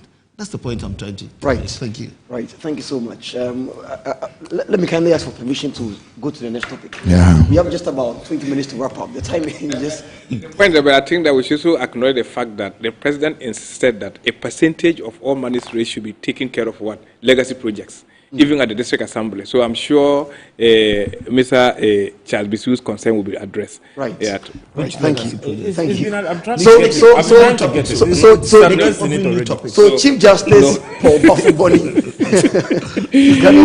So what are legacy? Is Ghana's new Chief Justice? You come to that. You come to that. Chief Justice Paul Bafuboni is Ghana's new Chief Justice. Yeah. It says Parliament has approved Chief Justice Bafuboni as the Chief Justice of Ghana, following his vetting by the Appointment Committee of Parliament on Monday, November 10. His approval on Thursday, November 13, comes after the committee, by a majority decision, recommended the adoption of a report on the vetting of Justice Bafuboni as Chief Justice. He says the committee therefore recommends to the House, by a majority decision, the adoption of the report of the approval of Justice Paul Bafuboni as Chief Justice of the Republic of Ghana, the Chairman Bernard Ahiafo stated. So finally, there's a new Chief Justice, and I don't know if that should put every single conversation to rest. Should it? Let me begin with you, Engineer. Let me begin with you. A new Chief Justice approved in Parliament. We saw what happened. We saw the fracas between Afonyo Makin and Mahama Yariga, where it went for some time. For the first time, about 2 hours, the person was supposed to be vetted had not even spoken. Parliament has to, the committee has to actually go on recess and come back. At the time where we saw the minority also walk out of the sitting. Let's speak about that. Yes, let's take it from the vetting. Right. But before then, let me congratulate His Lordship, Justice Paul Bafuboni. As the Catholics who say, Habemus Papa, we have Habemus new Chief Justice. We have a new Chief Justice. You're happy about that? Absolutely. I am beyond happy. If there's any other word beyond happy, I'm chuffed about it. Now, all Honorable, when you get to Parliament, please send this message to Honorable Mahama Yariga for me, that he has become the toast and the pride of Ghanaians. They are so happy that he was able to tell Honorable Apenyo Markin that today, I will not allow you, not even a second, to sort of misbehave as you used to. And what was that Shakespeare quote for? What was it for? That you were coming for war? The behavior of the minority leader, to say the least, was amateurish, especially having regard to the fact that he has been in Parliament for so long.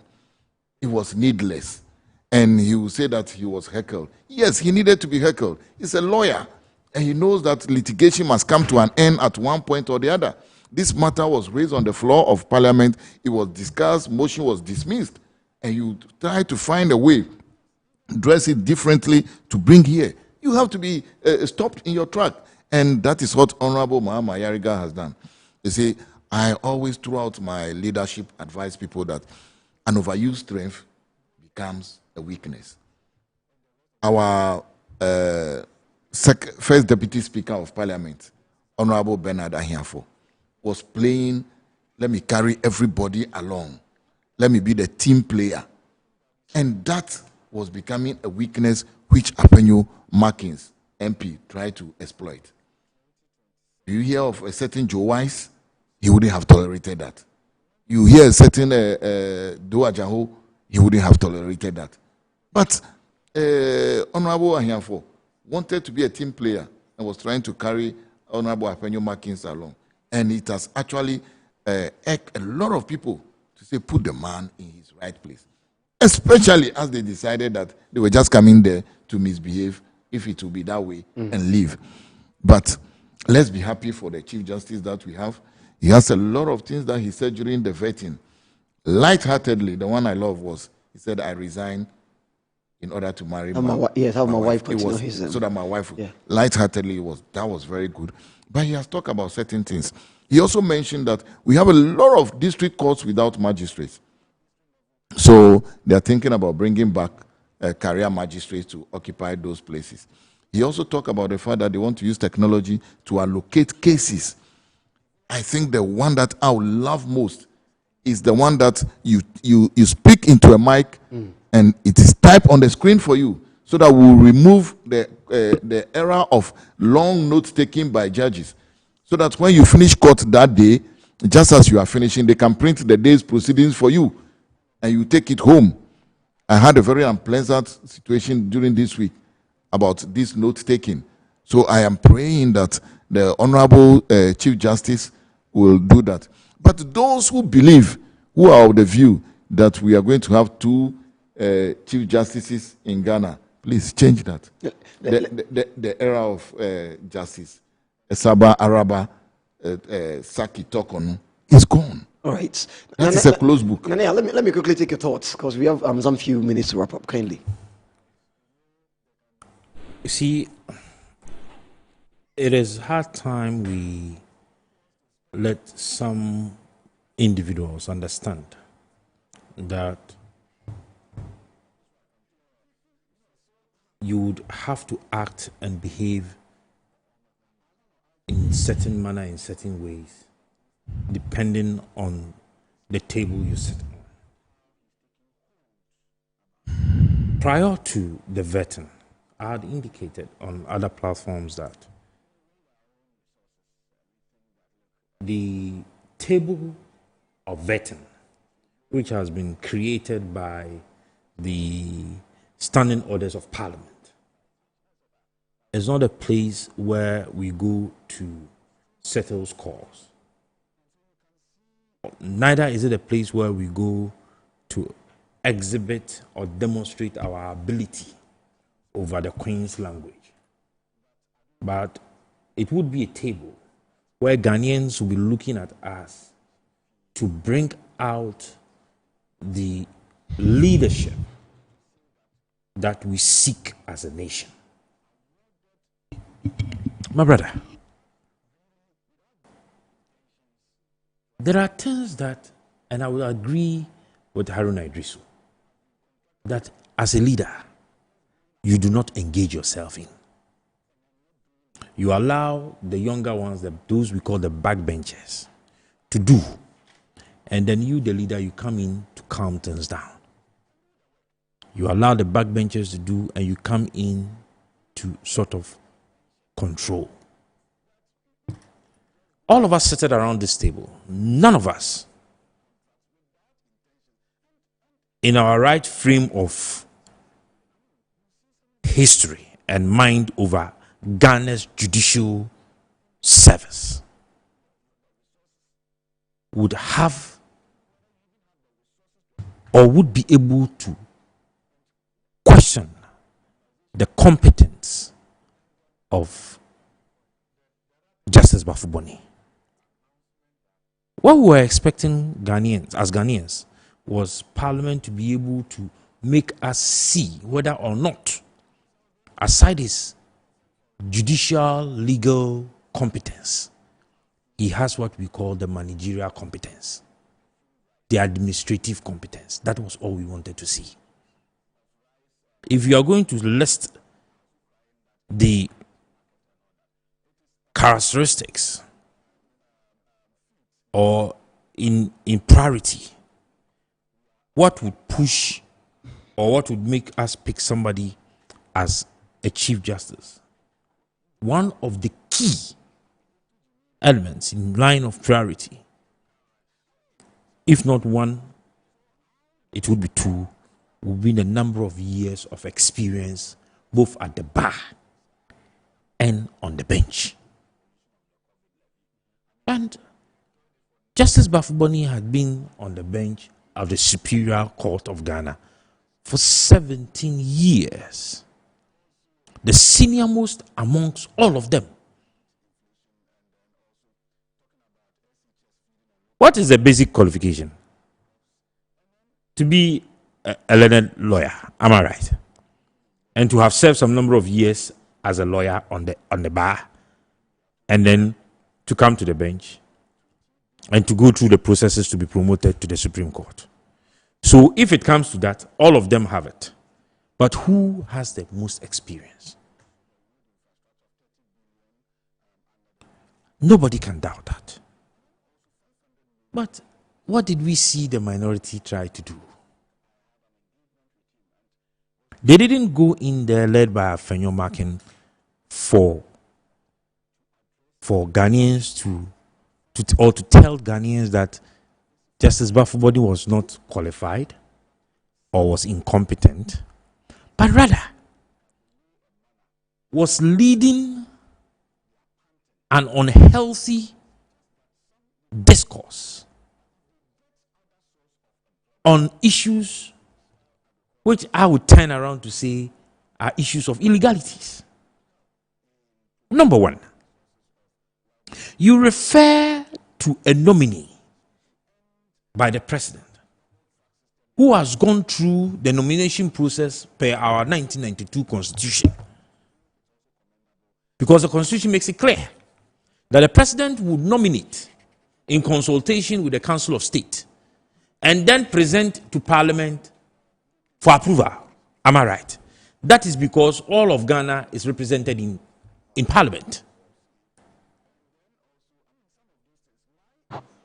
Then you raise an objection in Parliament. The Speaker, who is your leader, rules over the matter.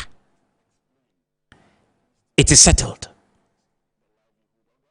Then you go to a committee created by Parliament standing orders and want to illegally bring back that same issue you raised, which has been quashed.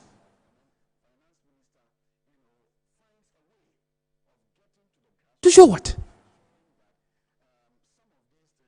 That you are the only lawyer in Ghana? Or you are the only person who understands the black and white in the standing orders and the constitution of our... I'm not a lawyer. Nobody would also be able to question the competencies of Afenyo when it comes to legal matters and his competencies as a lawyer. But you're not the only lawyer in Ghana. Why do we always seek to do this? He came there with a prepared speech. If you will not come, don't come. Because you see, if you look at the standing orders of Parliament, in fact, the preliminary, what's the name? Comments, it's not part of the procedures. It's just a convention. You understand me? Mm-hmm. So you want to stand on that and then call someone a disputed. Please, let's look at the definition of disputed nominee. Why was Justice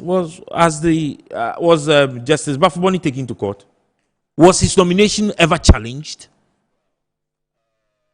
These are the basic and fundamental questions Ghanaians should be asking. If you say somebody is a disputed nominee, it means his nomination has been challenged. Unless otherwise, I'm not in Parliament. Was the nomination challenged? So if the nomination was not challenged, how do you refer to him as a disputed nominee? In fact, how do you go to Article 146? Is it 8 or 9? And talk about the fact that an in-camera hearing, which is constitutional, is referred to as opaque. I don't know if he was the one that said it or it was Tampuri that came and said it here. How do you play with the intelligence of Ghanaians? When they say something is opaque, it means it's not transparent. Please, if you read Article 1469, the fact that it talks about in-camera hearing, does that mean the processes and procedures are not transparent? Is that what it means? No. If something is in camera, it means it's not open to the public. Exactly. How does it not being open to the public not being transparent? Right. So let us, you see, when we sit on the table to handle national issues, let us behave as statesmen. Right. Thank you. Thank you. Let me quickly come to you. You were in Parliament. Okay. Was there a time where, in a very quick one, because we have a few minutes to wrap up, was there a time where the majority sat and said, today we are not allowing Afenyo-Markin to speak? Did it ever happen? No, you see, let me get this point clear. There's a concept in politics called majoritarian tyranny. Majoritarian tyranny. Somewhere, 6th January, when President John Mahama met us, he cautioned us based on the numbers we have, that people refer to him as a supreme leader. He doesn't want to be a supreme leader. So whatever we will do as a majority to accommodate minority, the leaders should do that. So if you see, our first meeting and second meeting, Afenyo had the full play. He did everything. Sometimes he could keep us in that house till 3 a.m. And was that intentional not to interject him? It just filibustering.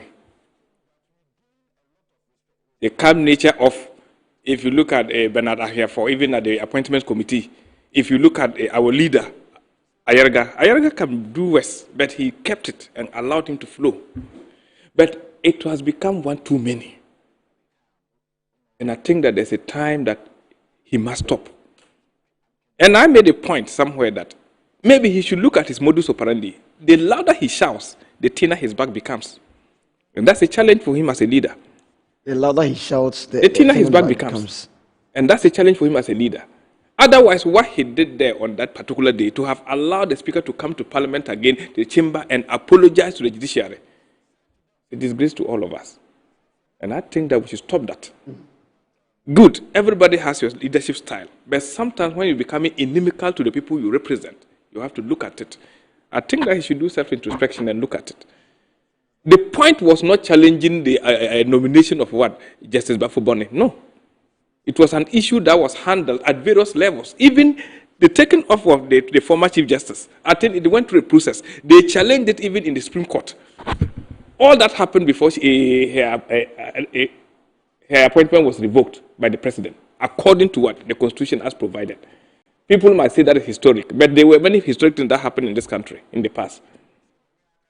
So I think that the style of Afenyo, I don't know what his followers will be saying, but deep down, Ghanaians are not happy. And even the anger on NDC MPs was because we allowed Afenyo, because they kept saying that they are the mighty majority, and we're laughing over it. Our people wanted us to silence them and not even give them the chance, because the anger they inflicted, the kind of anger in Ghanaians, thinking that we should go rough with them, we said no. It's a democracy we are running. We should allow everybody, we should protect the minority. Let's make sure that people vent their pain. People should be able to say to Ghanaians, they are representing people. But as a matter of fact, the way things are moving, not at the highest level. Right. And the kind of the drama we saw there wasn't good. Spending close to 2 hours doing nothing, wasting everybody's time.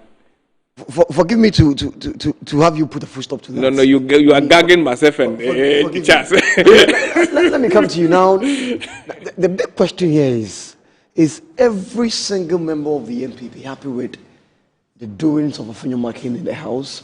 That is one. I'm asking this because just hours after this happened, I mean, the minority actually walked out of the sitting.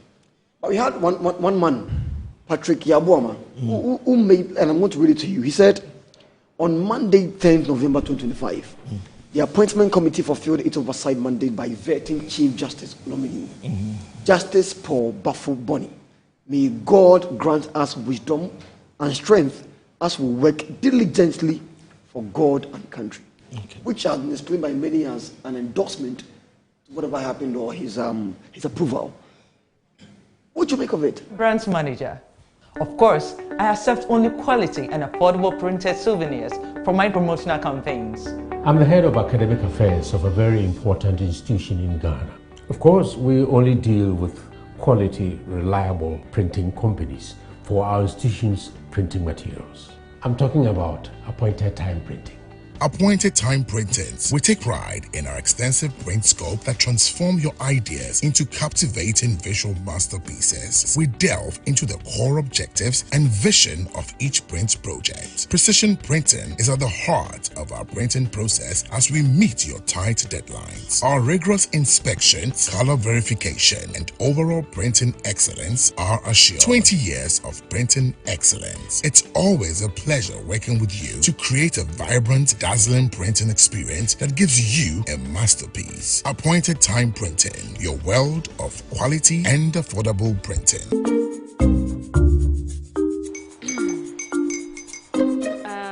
Kwame and his uncle are almost here. Wait a minute. This one too, your friend Kwame. Wait, Kwame. As in the same Kwame again? Yes, Mommy. The second coming. Into all this tension just to reintroduce that broke boy from Kaswa. Why would you deceive the family like this again?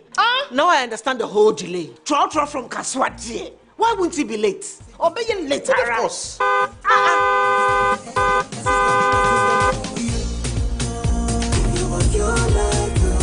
Star 712 hash, star 712 hash. Go be the luckiest. Go be from Georgia, be luckiest. From not the cause she be luckiest. Me and you go be luckiest.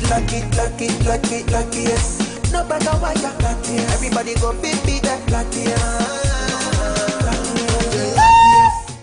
That's Kwame! Send your God the apple boom. If you put it toy, so would the coming of the Son of Man be. Hey. Is that his car? Ha! Even now, your shadow the way designer. I use my own mouth to reject him. Oh, this is my mouth. Look at that. Kwame, my son. Now, tell me the truth. How did this all happen? Oh, Mommy, simple direction. Mr. Goodluck no check me well. Eh? Yeah, man. Easy qua. Or dial star 712 hash. The devil is a liar. He picked his ticket and entered his lucky 5-digit number. I'm his baby. Oh, how romantic. And he followed the prompt. Yes. And then boom. Confirmation test. One quick, pick 5 numbers for me, okay? I'm feeling like 7. Dial star 712 hash. Choose your ticket. Enter your lucky number. Follow the prompt and let destiny handle the You see how they love you now? Yo, be your family permanent. Before December, may release a motivational album. Patapa, my super. This promotion is regulated by the NLA on the Caritas platform.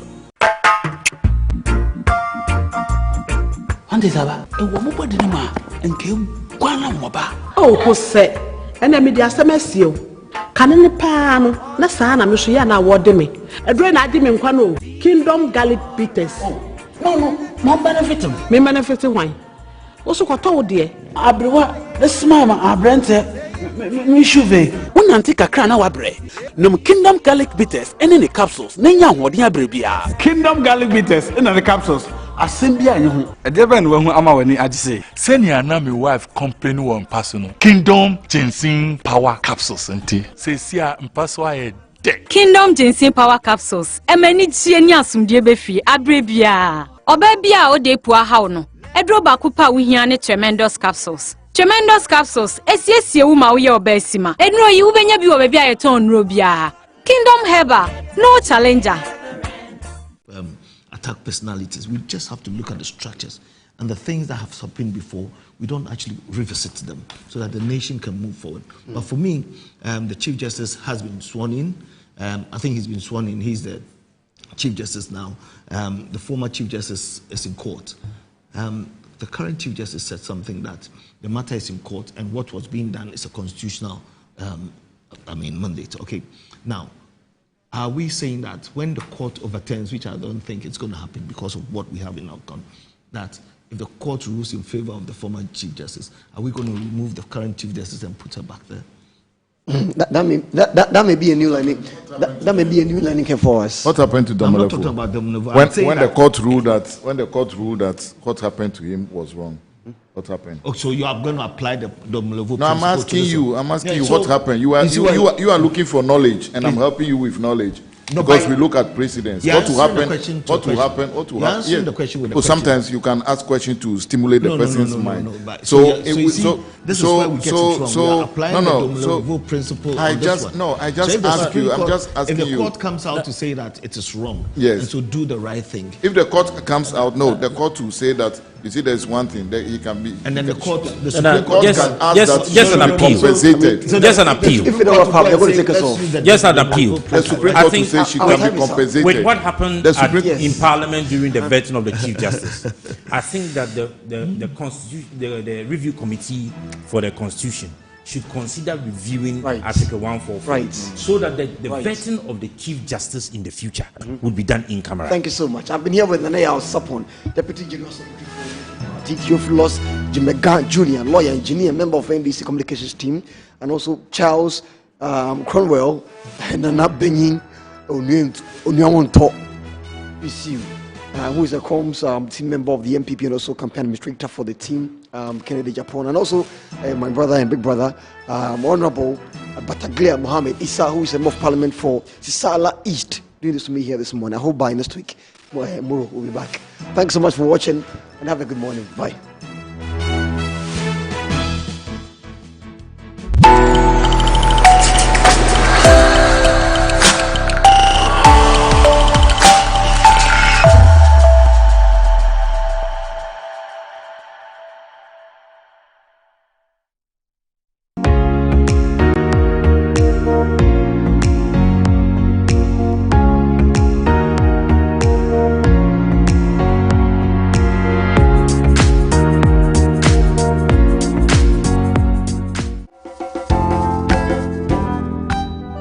Join us for an inspiring episode featuring Lamisi Akuka, international singer-songwriter from Zebula, Ghana.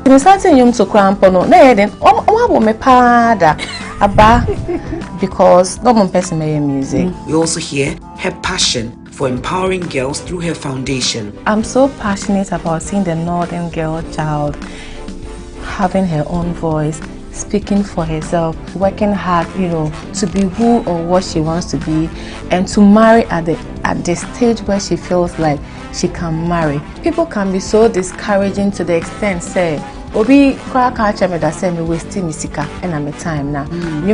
There's no future for that. These are some of the things that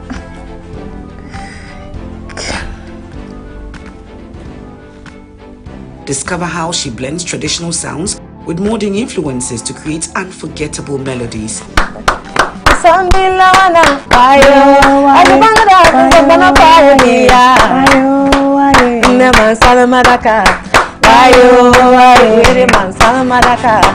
Why? The PL Show is brought to you by Kel Chaco, Kel 360, and Kel Kids Toothpaste. Kel, happy smile.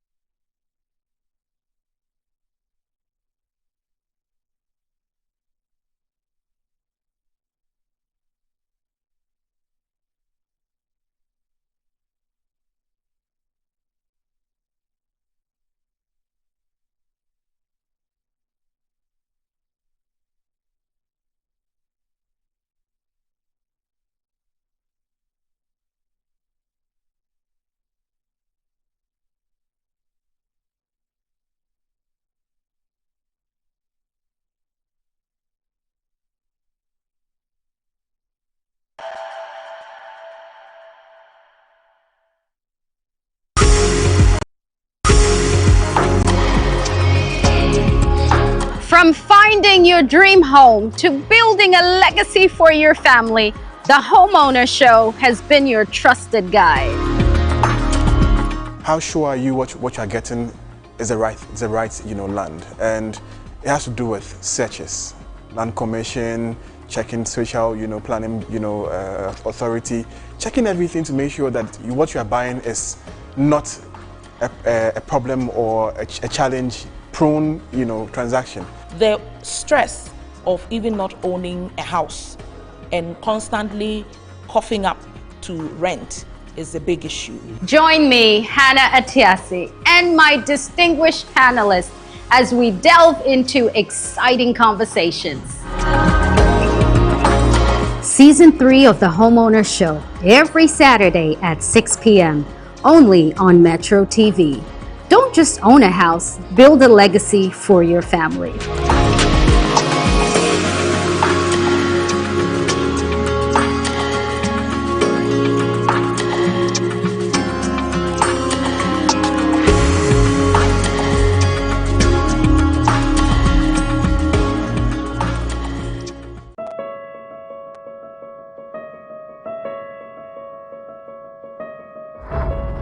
What does he see in her that he's not seeing in me? Look at me! Eugene and Anekia made a choice. You won't believe what Pam and Anekia have done to me. Or staying, Abstain. Why abstain? I have been seeing through your shenanigans all night. I thought I told you that I didn't want to see that girl in this house again. I'm sorry, Cinnamon.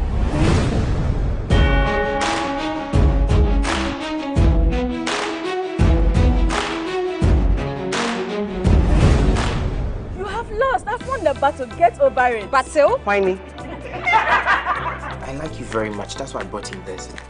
Protect me? Yes, I'm ready to listen to you. Eugene Clark. That boy. That womanizer. You are old enough. I would like you to man up to choose amongst these two. Now, the baby is baby. So you are coming to come and see. Sometimes I just sit and then regret what really happened. Take care to prevent pregnancy.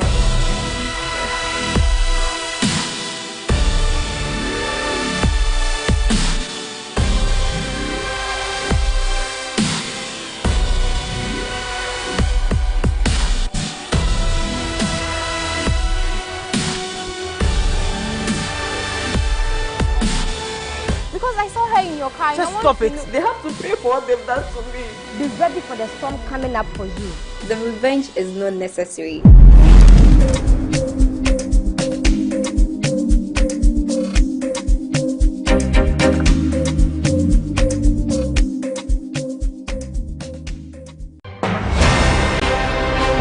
When the day ends, the real stories begin.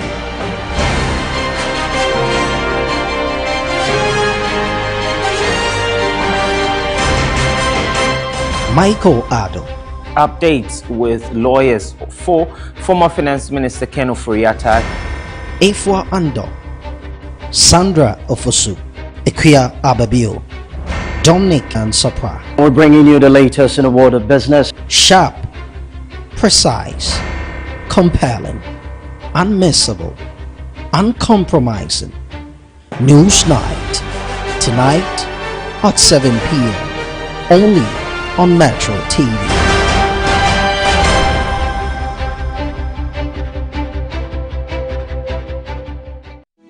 Some loves are born in the blink of an eye. I've been madly in love with her since the first time I saw her. Then let's get married today. I'll be the happiest woman in the world by your side. And they kill your soul in a flash. Televisa presents You Are the One. Angela dreams of keeping her promise to be a great doctor and help her people. To Alvaro, ambition is stronger than his dream. And this greed will lead him to commit the worst betrayal to the woman he loves. I will have a husband no matter what. Samantha, will you please marry me? Turning all her dreams into painful disappointments and dangerous consequences. I've been waiting for you to answer my calls, Alvaro. I haven't heard anything from you. I've sent you so many messages, but you've never responded. Have you left the bus station? I just want to pay my debt and get out of here. Her photographs are going to sell fast and she will be our gold mine. Our clients will love those. Are you looking for a boyfriend? Are you all right?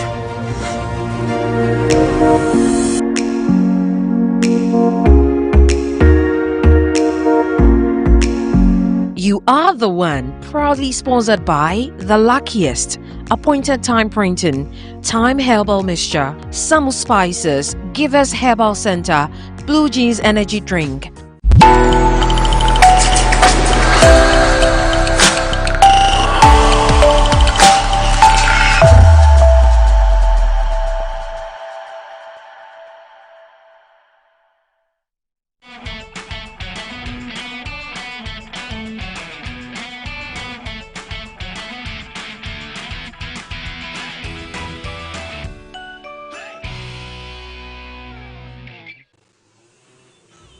This morning we are at my general NICU where their issues are not working, and so we are here with our Mason, and he's going to fix the problem, and then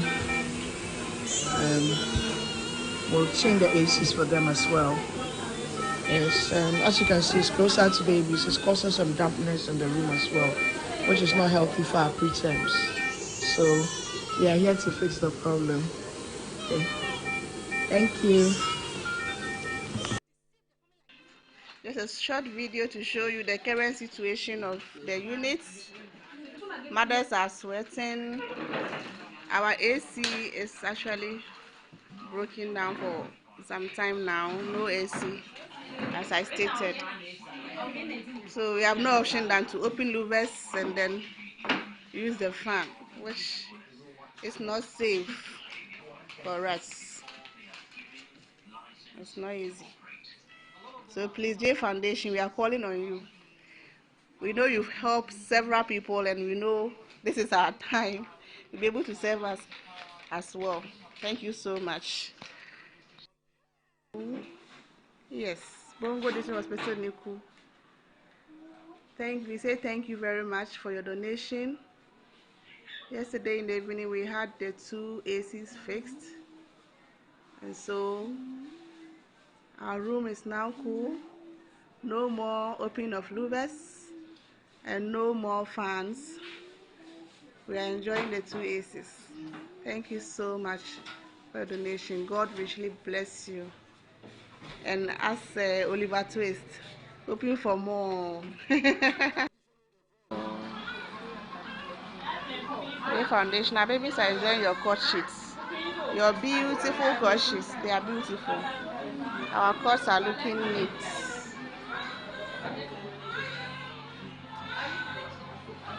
Okay. Now, babies are enjoying your beautiful crushes. Thank you very much for the crushes. Thank you very much. Our bears are looking beautiful. Okay. Our babies are enjoying the crushes. So beautiful. So beautiful. Unfortunately, we don't have lockers to put our things, so thank you. Hello. So these are NICU doctors, and I want to celebrate them. God bless you for all the hard work. Last night when I came, you were here, standing on your feet, taking care of the babies. So we are celebrating. This is World Prematurity Month, so we are celebrating all our NICU doctors and nurses. God bless you, okay? For taking care of these tiny ones. Doc, God bless you. God bless you too.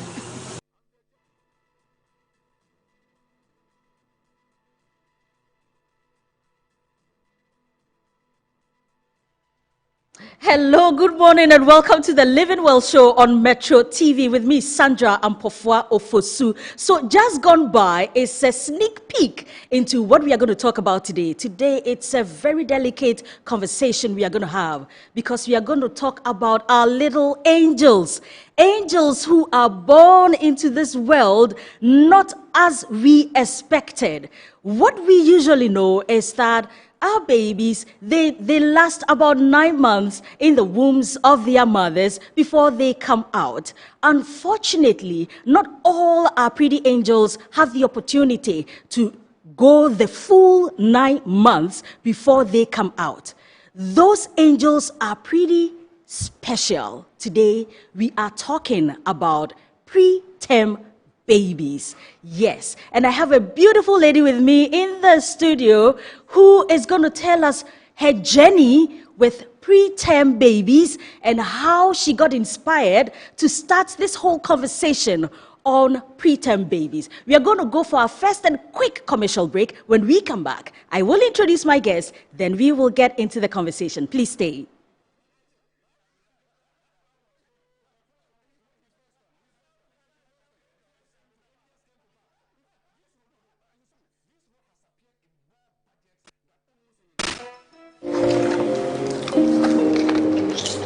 Secretary. Yes, boss. Patron Fakot document in Bren. Patron Medeba. Boss, Patron. Oh, sorry, boss. Father, boss. Na, Edrobe name I'm say. It's Unti Tontina 74 Mishanka. Wow. Over for general well-being. Sir. Very good. And money abet manum.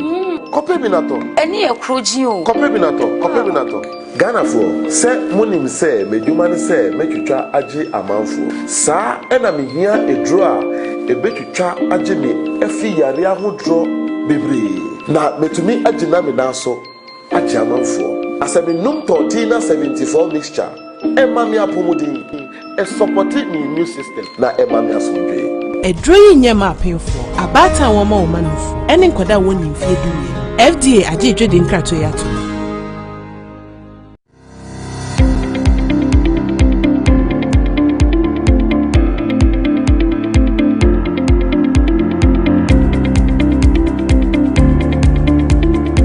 Ebusiafo ye mama kwa aba eba Children's Palace nkwala nyema nyina fie enye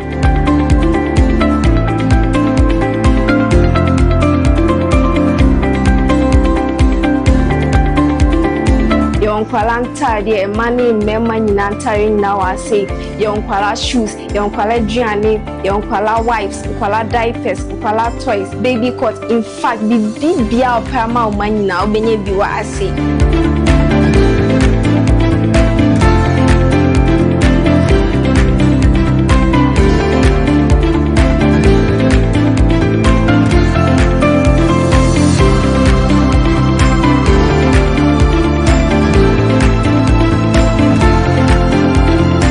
Located at East Legon Hills, Nana Chrome KFC. Contact us on 059 6377 172. Children's Palace. Happy children, happy fashion. See you soon. Bye bye.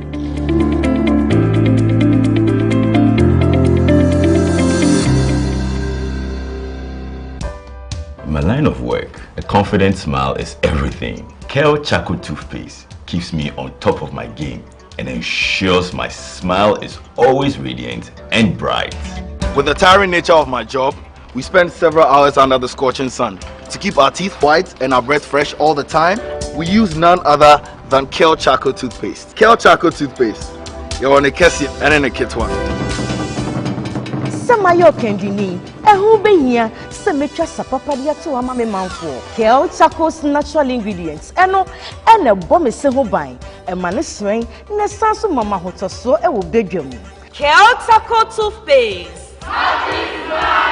Choose Kel Charcoal Toothpaste for anti-cavity, whiter teeth, and fresher breath all day. Available in 80 gram and 150 gram. Grab yours today. Kel, happy smile.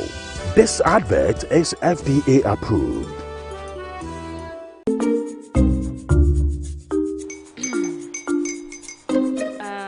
Kwame and his uncle are almost here.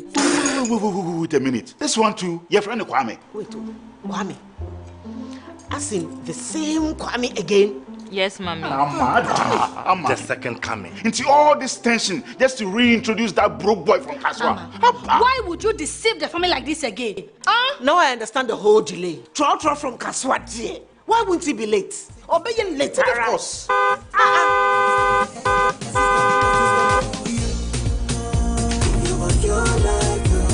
Star 712 hash, star 712 hash. You go be the luckiest. Copy from Georgia be luckiest. From not the cause she be luckiest. Yeah, you go be luckiest. No matter why you're lucky. Everybody go be that luckiest. That's Kwame! Send your God down for boom. If you're poor, what's that? So would the coming of the Son of Man be. Is that his car? Ha! Even now, your shadow the way designer. I use my own mouth to reject him. Oh, this is my mouth. Look at that. Kwame, my son. Now, tell me the truth. How did this all happen? Oh, mommy, simple direction. Mr. Good Luck no check me well. Yeah, man. Easy car. Or dial star 712 hash. The devil is a liar. He picked his ticket and entered his lucky 5-digit number. I'm his birthday. Oh, how romantic. And he followed the prompts. Yes. And then boom, confirmation test. One quick, pick 5 numbers for me, okay? I'm feeling like 7. Dial star 712 hash. Choose your ticket. Enter your lucky number. Follow the prompt and let destiny handle the You see how they love you now? Yo, baby, our family can ask me. Before December, may release a motivational album. Patapa, my super. This promotion is regulated by the NLA on the Caritas platform.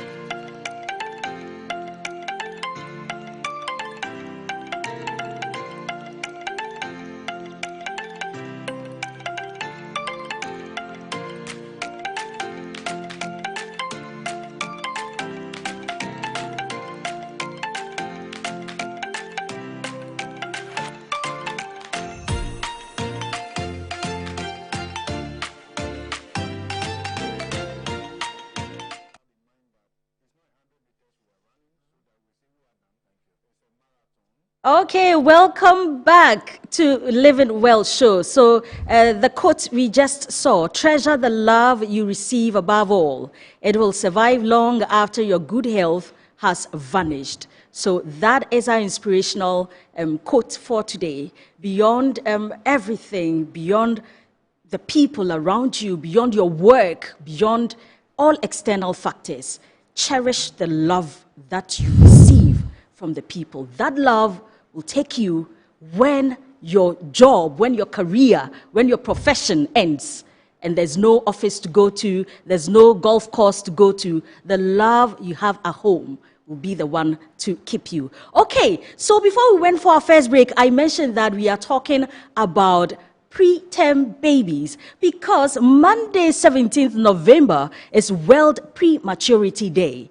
And it is a day the world has set aside to remember our little ones who come into the world and not spending all the 9 months they were expected in the wombs of their mothers. Hence, they might not have been fully developed, so they come with all sorts of complications. I am privileged to have in the studio with me this pretty lady. She goes way back with me because I'm not going to give that secret out right now, but I have in the studio Na Koko Ayi. Hello, Na. Hello. It's good to see you. Same here. The last time we met was at the Greater Accra Regional Hospital, NICU. Yes, that's true. That was when we met. That was some 3 years ago. Yes, that was in 2022 when Mobage here was doing a donation to the regional hospital. That's Unfortunately, we haven't really met again. Yes. Tell me what has been happening since we last met. We've been doing a lot. Every year we do several things for the hospitals just to ensure that our babies get the deserved care they need. And so, as you said in your quotes, love is everything. And when you give these babies the love and the medical care they need, they thrive. So, Right. So, Na Koko is the Chief Executive Officer of J Foundation. We are going to start the conversation like this. She's going to tell us what J Foundation is all about. How did it even come into establishment? And we have some pretty children in the studio too. So I have Efua Opong Nkrumah. Does that name ring a bell?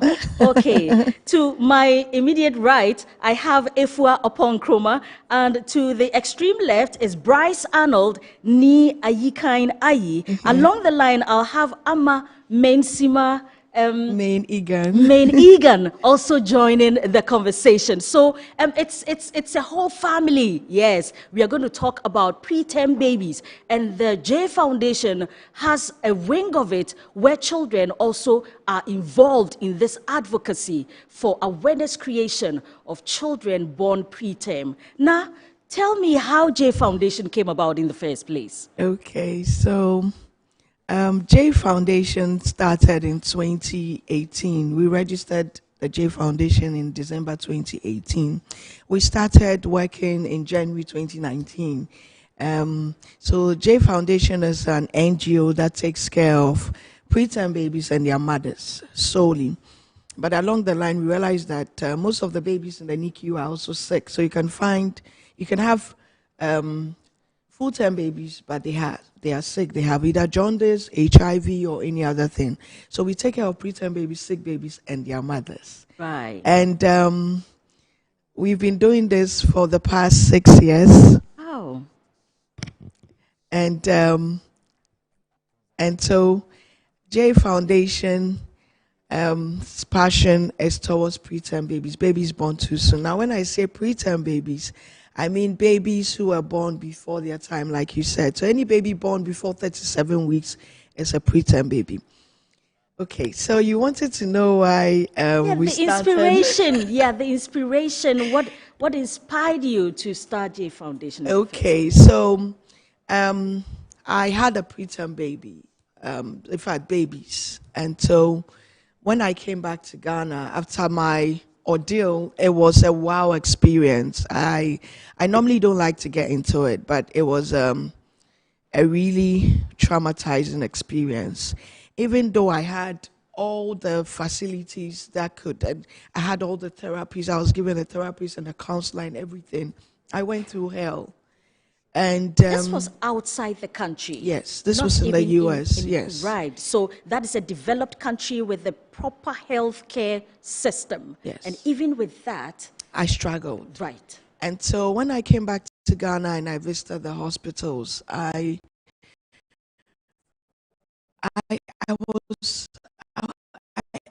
broke down.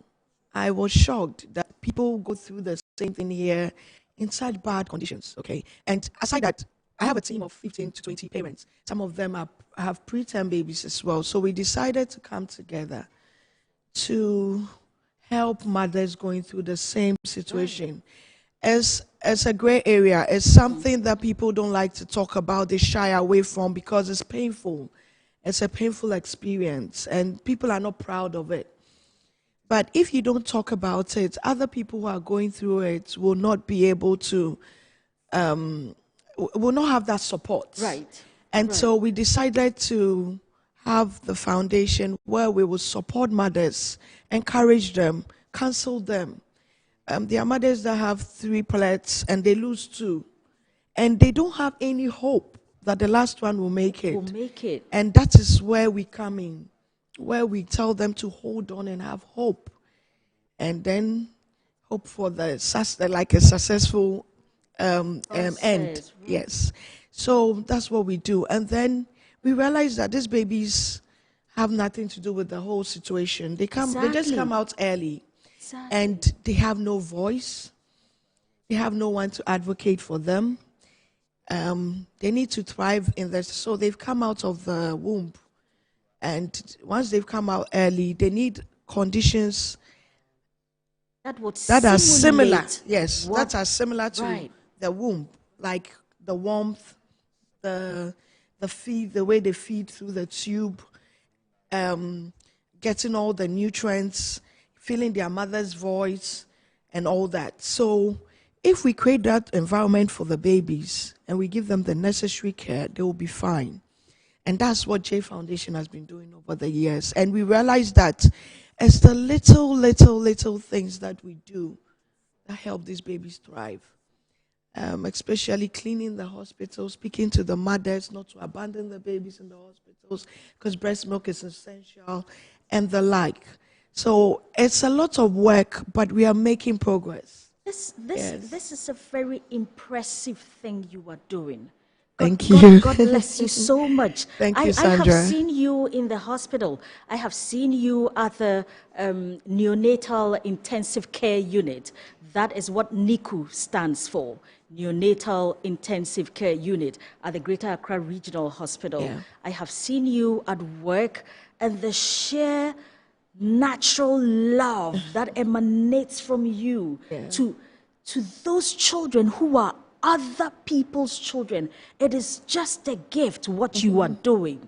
God bless you. Thank you, Sandra. God bless you too for having us. This is just a way we can contribute to all the wonderful things you are doing for these children. Thank you. Right. So tell us about some of the activities you usually do. Okay. Because you mentioned cleaning up the NICU and all of that. Tell us a little bit about that, because the footage you shared with us that we first played before we started the conversation, I saw some hospital facilities not in a very good shape. Okay. Yes. Yes. So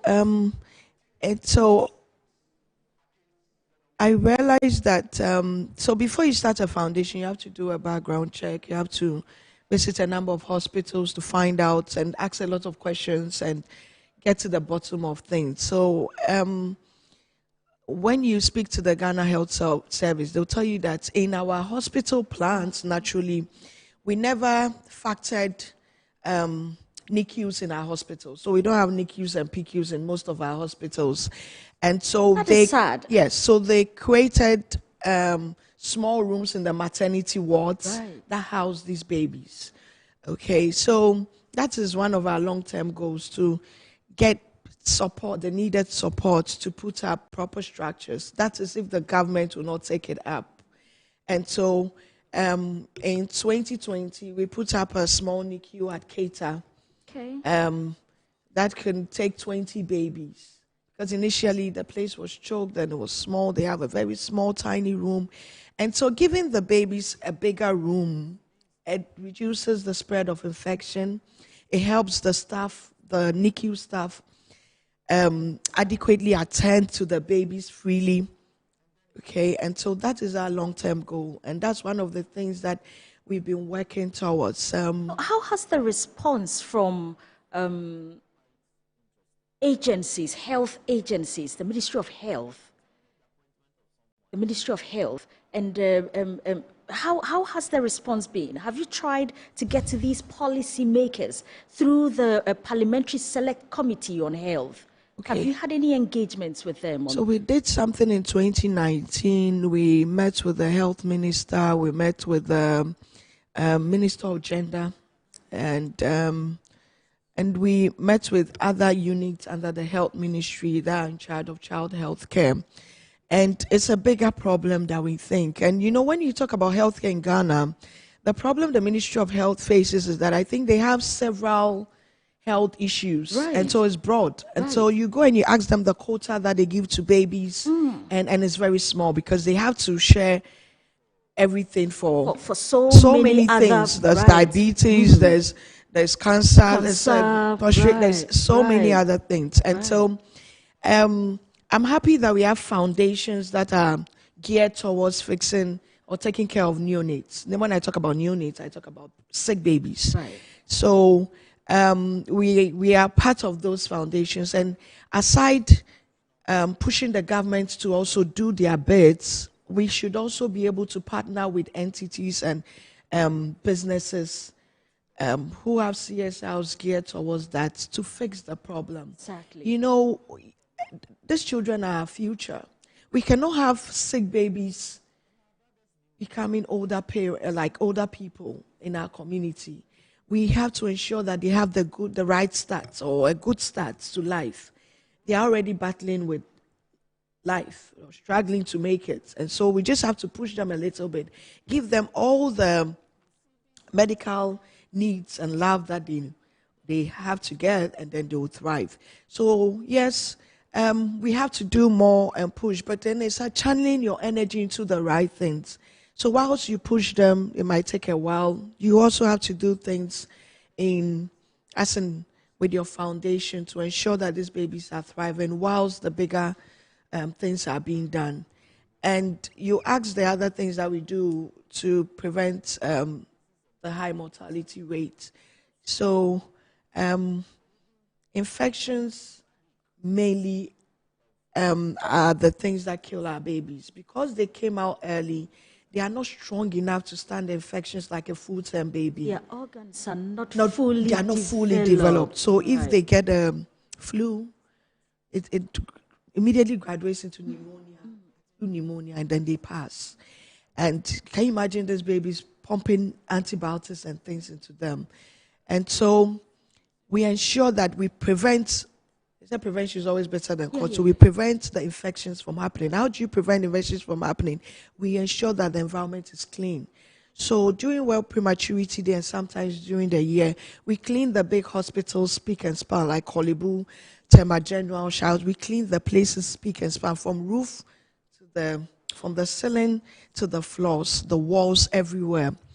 And we ensure that the environment is conducive for these babies, and that's why I share those videos with you. If the ACs are not working, the fans don't help these babies because they are in radiant warmers and they are bare-chested. They just have their diapers on. So we need a very cool and conducive environment for these babies to thrive. I think we can have some of the videos we played earlier on rolling so that we can get the picture. Right. So basically, we do all these things to ensure that the babies thrive. And then primarily, we have to advocate for them and create the awareness that these babies are babies that came early. They were just born too soon, but they can make it. They were in we a have some hurry. of them in the studio. They can make it. But you just need to, between 0 to 12 months, it depends on the care, the breast milk, and the love that you show them. They'll be fine, and they'll be normal babies. Yes, so then we can take things like autism and Down syndrome and all those things from the equation. Yes. Yes. Oh my goodness. And so the kids can also elaborate more on some of the activities. Yes. So tell me actually about J Foundation Kids. The kids, J Foundation Kids. Okay, so I'm going to ask Efua Opon Nkrumah to tell us. Okay, Bryce wants to start. Okay, Bryce. Okay. So Bryce, welcome to Living Well Show. Thank you. Great. Tell me about J Foundation Kids. How did you get involved with J Foundation Kids in the first place?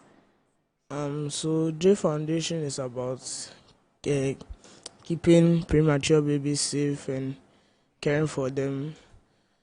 How I got involved with J Foundation was I don't like to see babies being kept badly, and some preterm babies, they don't come out well.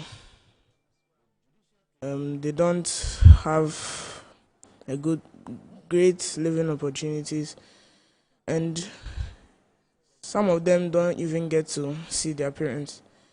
So I feel sorry for some of the premature babies. So that's why I'm here to help with anything J Foundation needs. Thank you. This is interesting. Yeah. So now, how did you first start J Foundation Kids? Okay, so we started the J Foundation Kids project in 2019. Oh, right when J Foundation Was started. So right. We had children like Bryce and Efua and Co. They were younger then. Can you imagine? Yes, That's 6 years down back. the line. Yeah. Yes, and I shared some photos with you. And these kids, seeing what we were doing the whole year, said, "Auntie, how can we help you?" And I'm like, "My goodness. Okay, so come up with ideas." And they said, "We want to do something for the kids. Can we sell somewhere and raise funds?" And they were talking to their classmates to tell their parents to donate their baby clothing, cleaned or used or new baby clothing. And so in 2019, these same children sold at the malls, Marina Mall, Accra Mall, ANC Mall. They were selling popcorn. Let me hear from Efua. This is so impressive. 6 years back, you were already campaigning, advocating for younger ones. Congratulations. Tell me about some of the activities you embarked on back then, 6 years ago, when it first started, and how it has evolved into what you do presently today. So back then, what we were doing is like stands, and we were like selling and like promoting, like just spreading awareness of preterm babies. Stands where? At like now different mentioned malls. at the different malls. Okay, different malls. Okay. And okay. so there was now- the Accra Mall, there was the Marina Mall. Okay. ANC Mall. Yes. Okay. Yeah. And so now what we're doing is we're going to hospitals. Like tomorrow, for instance, we're going to the Shai Osudoku Hospital. We're going to clean it up to prevent like the preterm babies from getting infected. Yes. My goodness. Okay.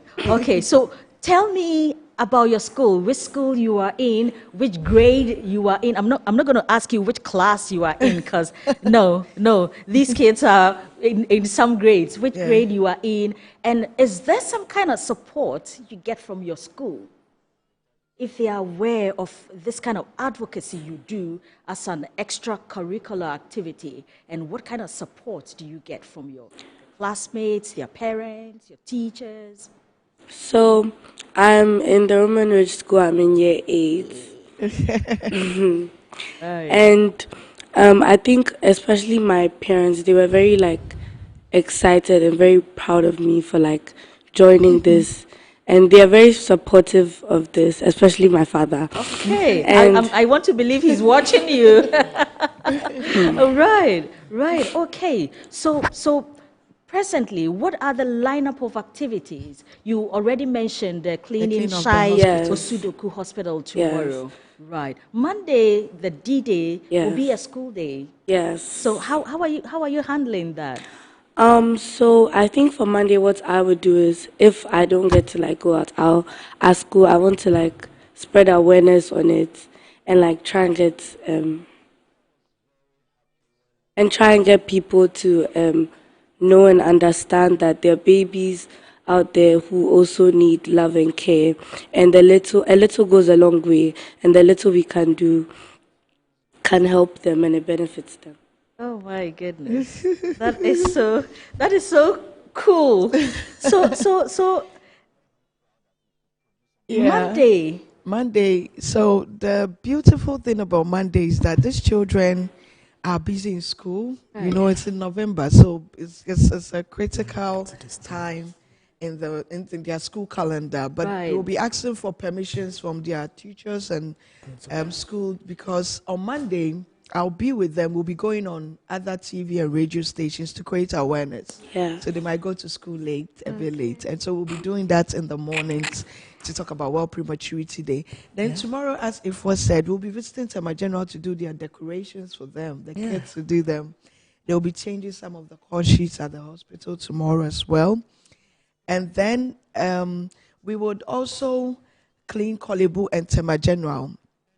And then we would do a big donation at Shai Osudoku Hospital on the 22nd. That's Saturday the 22nd. That is exactly a week from today. From yes, today, yes. yes. And so I will leave Bryce to talk about the school sensitization. Oh no, I'll let Amma do that. Oh. There's a school sensitization and a church sensitization. So yes, but it's really touching having these children come on board, because they were younger and they were selling popcorn, pancakes, and we had several people bringing us stuff for free to sell. That is so cool. That is so cute. Yes, and so they were selling that at the malls, and so you come and they ask you, why are you people here? And they were wearing their aprons, right? And they had covered their hair.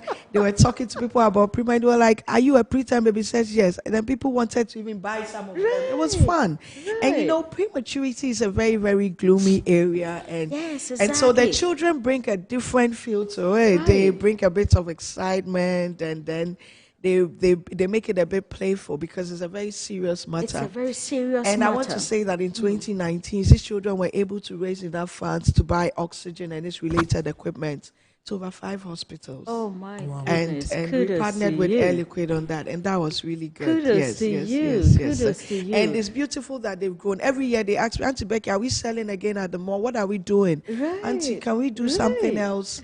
And so this year we said, okay. In fact, they wanted to do more this year.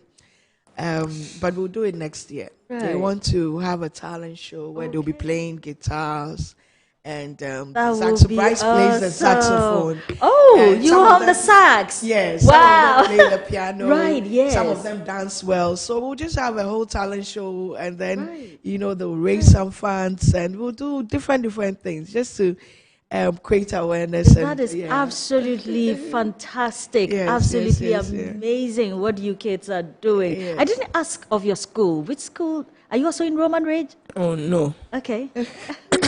So I go to Brenny Ben School. Okay. And then you are in year grade. I'm in year 7. Year 7. Grade 7. Okay. Yeah. Right. So far, how do your friends feel about you and the advocacy you do? Some of them, they try to support me by giving me suggestions, like adding more to the design of the J Foundation. And then the jfoundation.net, where you go to find things about J Foundation. Yeah, they also talk to me about adding more, discussing with my auntie about adding more things to jfoundation.net. Right. Right.